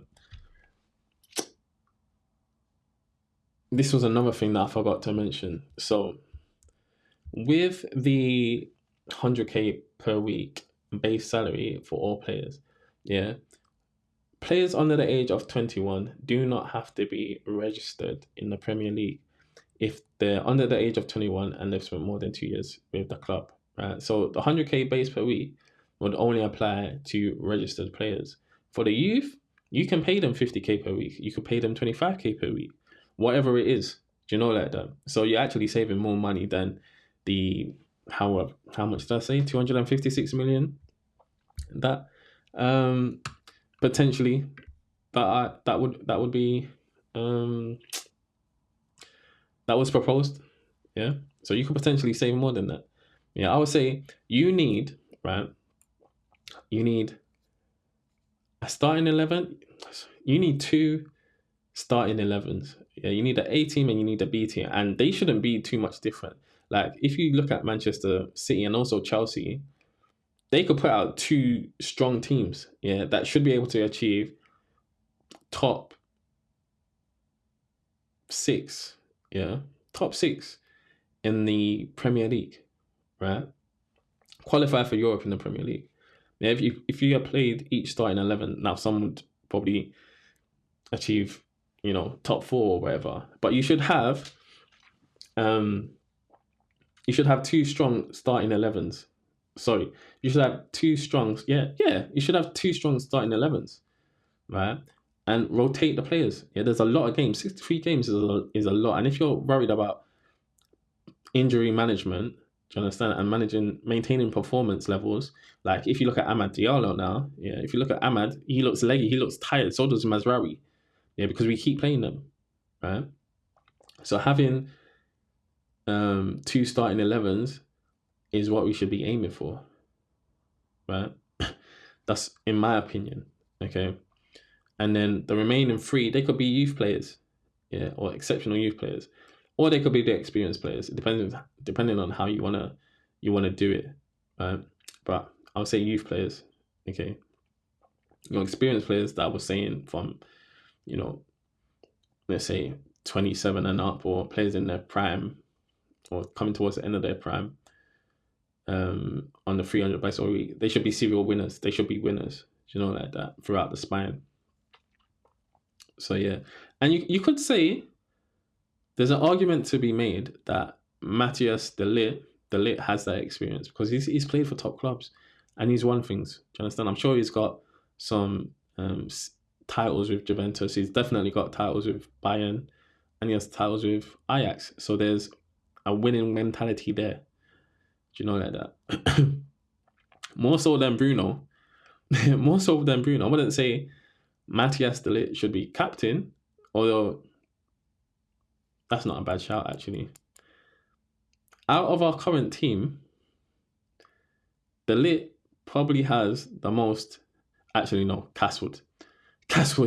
Yeah, but I don't think we'll be giving Cass the armband. But after Cass, it would be de Ligt for my choice of captain, even though he's just joined. Do you know like that? But he's got the most potential to be captain, and he's only 25. And that's another thing about Ineos' signings. Apart from Mazraoui, all of the players are under 25 or 25 and under. Do you know like that? So this is definitely an Ineos signing. It's not a Ten Hag signing, or Ten Hag window. Let's say the last window was not a Ten Hag window. Yeah. So Daniel Gore, he'll be turning 21 next year. So I would actually look to sell him because I don't think he's good enough to play for Manchester United. So I'll look to sell him. The same goes for Toby Collier. He's 20. I will look to sell him because I don't think he's good enough to play. And to pay him 100k per week, it's just not happening. From 5k to 100k, definitely not. So I'll sell those two. Malacia, he's got 2 years left on his contract. Would I renew it? He's 25. It's difficult for Malacia. Malacia is a difficult one because obviously he's been plagued by injury. So that really knocked his development, to be fair. So with Malacia, he's really got until the next 6 months to prove what he can do. Yeah, to prove what he can do, or else he's getting sold. At the end of the season, he might be put up for sale. We'll definitely listen to offers for him. Mount is... he should be put up for sale. To be fair, we should listen to offers for him. Obviously, he's gone down. We paid 55 million for him. His current market value is 26 million. We bumped up his contract to 250k per week. It's criminal. It's a crime. Yeah.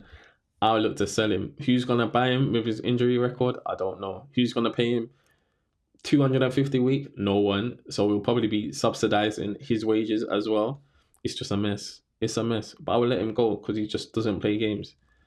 Yeah, it's only under this new wage structure, this 100k per week wage structure, where you could get away with keeping him, but you want players that are available, man. And he's just not available. So I'll sell him. I'll let him go. Offer comes in, I'm getting rid of him. Get 52k into 250 per week off the wages. In wages. And yeah, just if we have to take a loss on him, we take a loss on him, innit? And I don't think that Sir Jim would be against taking a loss on certain players. I don't think he would be against it. Got Nacho. Book value to 201k. Yeah, not a lot, I think. Market value 41 million. I think he's up for sale. I think we would be willing to listen to offers for him. I don't see where he fits in Amarim's system. Yeah. He can't play wing back. He can't play as a 10. Can't play as an 8. Can't play up front. Market value of 41 million. I just think he's potentially up for sale. Yeah, I've heard reports that Atletico want him with an option to buy for 60 million. They want him on loan. He probably will go out on loan this season. If we get him out on loan till the end of the season and he plays well, then he should maintain his value or increase his value, and we just let him go. We just sell him. That's what I would do. Amad Diallo, obviously we're giving him, he's got 1 year left on his contract. Again, he could potentially hold us over a barrel, to be fair. But if we up his contract to 100k per week, he should be nice with that. Do you know, like that? Bump him up to 100k per week, and he should be nice with that. Especially if we're letting Rashford and these top earners go. Yeah, he should be comfortable with that. Do you understand? Antony, he could play wing back. I'd want to see him as a wing back. He has played certain games as wing back. He's got, how many years left has he got? 3 years left on his contract. I don't think anyone's paying him 200k per week. Unless he performs well to the end of the season. I would persist with him. At least give him a chance until the end of the season. Otherwise, I'm looking to let him go. Sancho, I've already spoken on Sancho. I would have kept him. Yeah, it's criminal that we're letting this guy go for 25 million. Yeah, absolutely criminal. Someone needs obviously Dan Ashworth has been held accountable for that because that's just terrible. Obviously Xerxes, new signing. He'll stay. I hope he stays.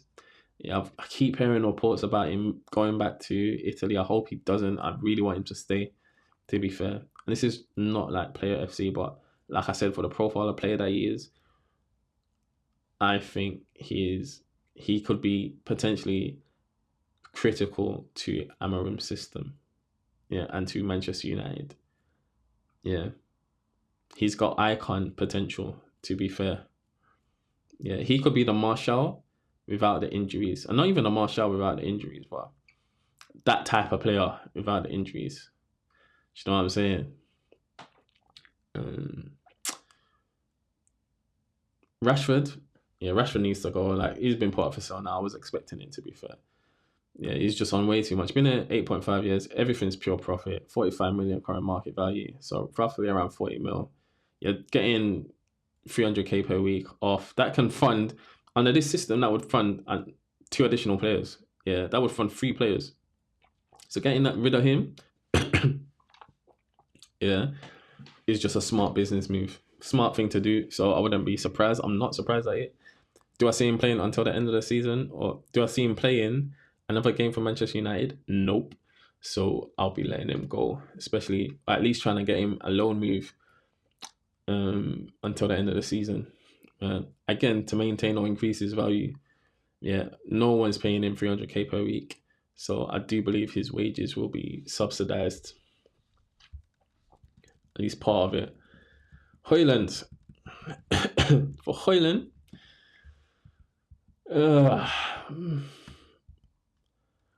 book value 49, market value 49 or 50. Do I let him go? He's what, 21? Obviously, on my save, you can see on my EAFC 25 save, I did let him go. And I brought in Sesko. And I did bring in Hendrik as well. But I would have preferred Sesko, to be fair. Højlund, he's a difficult one. I'd give him... He offers us something different. Yeah. We need to improve the midfield. So I have to reserve judgment on Højlund. I can't make a decision on him yet. He's got, what, 4 years left on his contract. He's young, 21. Yeah, he needs time. Yeah, he needs time. Yeah. And again, with the wages, with the wages or with the contract negotiations, we should be offering, and I'll speak on Amorim's contract as well. He's got 2.5 years, I believe. But yeah, with the wages and the contracts, the default salary, obviously the default salary should be 100k base, right? But the contract length, if we're signing players under the age of 25, should be 4 years. Okay, 4 years with an extension clause. So normally in business, right,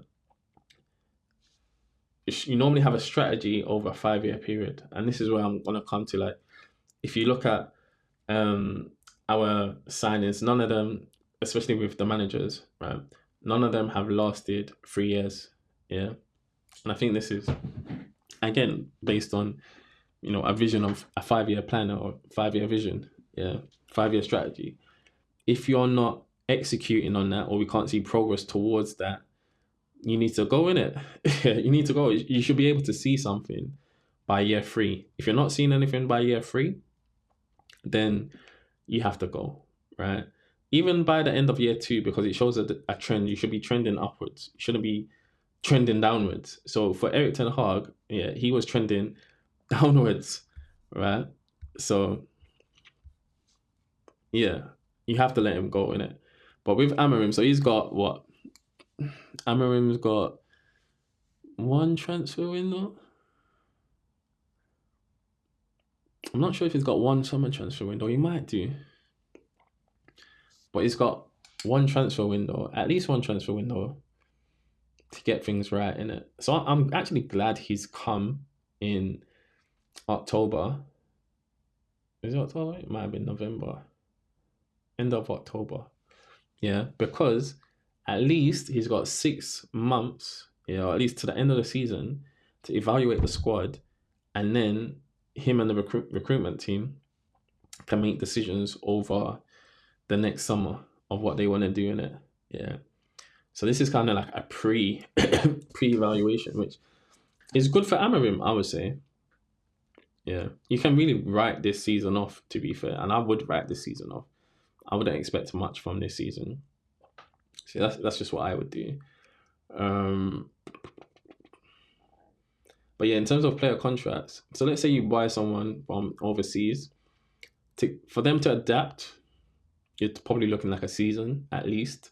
Yeah, up to 2 seasons. So the first season, you can't really judge them. You can really judge them off the second season. So it's really seasons 2 and 3, where you get to understand about a player, yeah, and their trajectory, because the first season is really a write-off, right? And then by season 4, year 4, that's when you get into, do you want to renew the player's contract or not? Do you understand? So, or if you want to extend it, yeah, 4 years with a contract extension. So that's what I would do, right?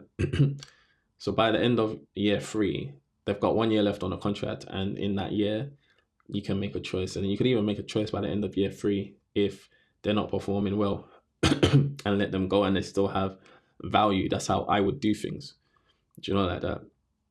That's what I would do. So yeah, 4 years contract with an optional year extension.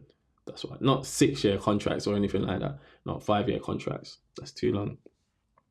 And like I said, with Amorim's contract, you want to be able to see some progress within. They have to hit the ground running. So that's why you don't get 3 years like players do, right? So yeah, within 2 seasons, you want to see positive movement, at least forward movement. Yeah, the second season should be better than the first season. Anything else I want to talk about? Yeah, okay. So again, with the 100k wage, right? So this shows the differential between the existing contract and the 100k proposal. Now, over a year, you can see, like, say for instance, Rasmus Højlund, he's currently on 85k per week. So he actually gets bumped up, right? He gets bumped up. He's earning an extra 780 per week base, right? For the ones that are in excess, let's say for instance, Eleni Euro, it's only 780 million, right? So, sorry, 780k. He can afford to take that pay cut. Do you understand? And like I said, you earn more. He would potentially earn more in in bonuses. So it's based on the last season, it would have been 180k per week instead of 115k. Do you know, like that? So for players that are near enough around about 100k per week, they shouldn't have a problem with signing this new contract. Do you know, like that? Yeah. They shouldn't have a problem with doing that.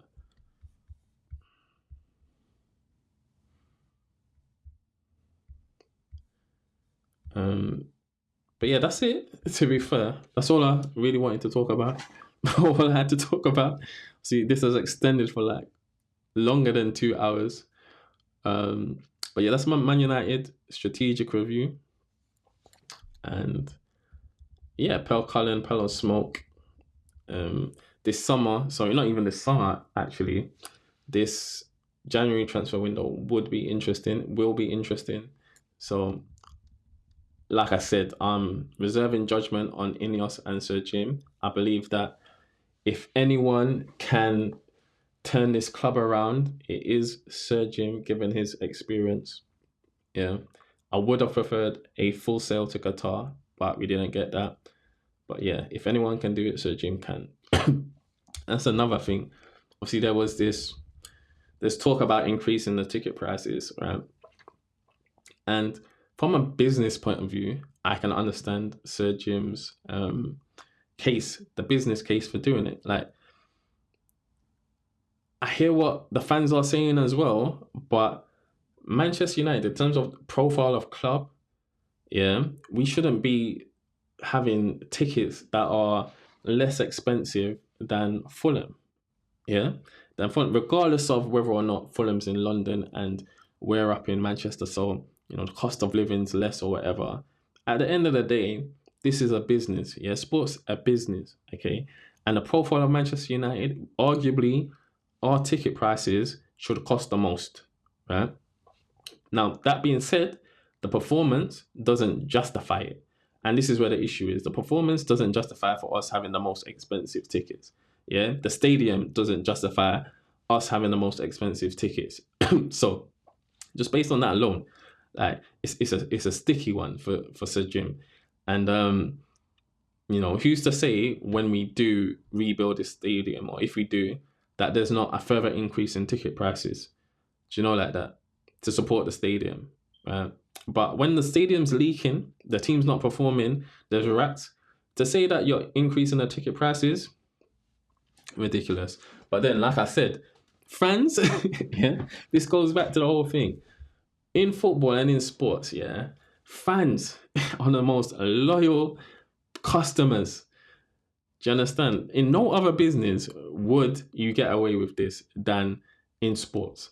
Yeah, where you can put out a subpar product and there's people still willing to pay for it.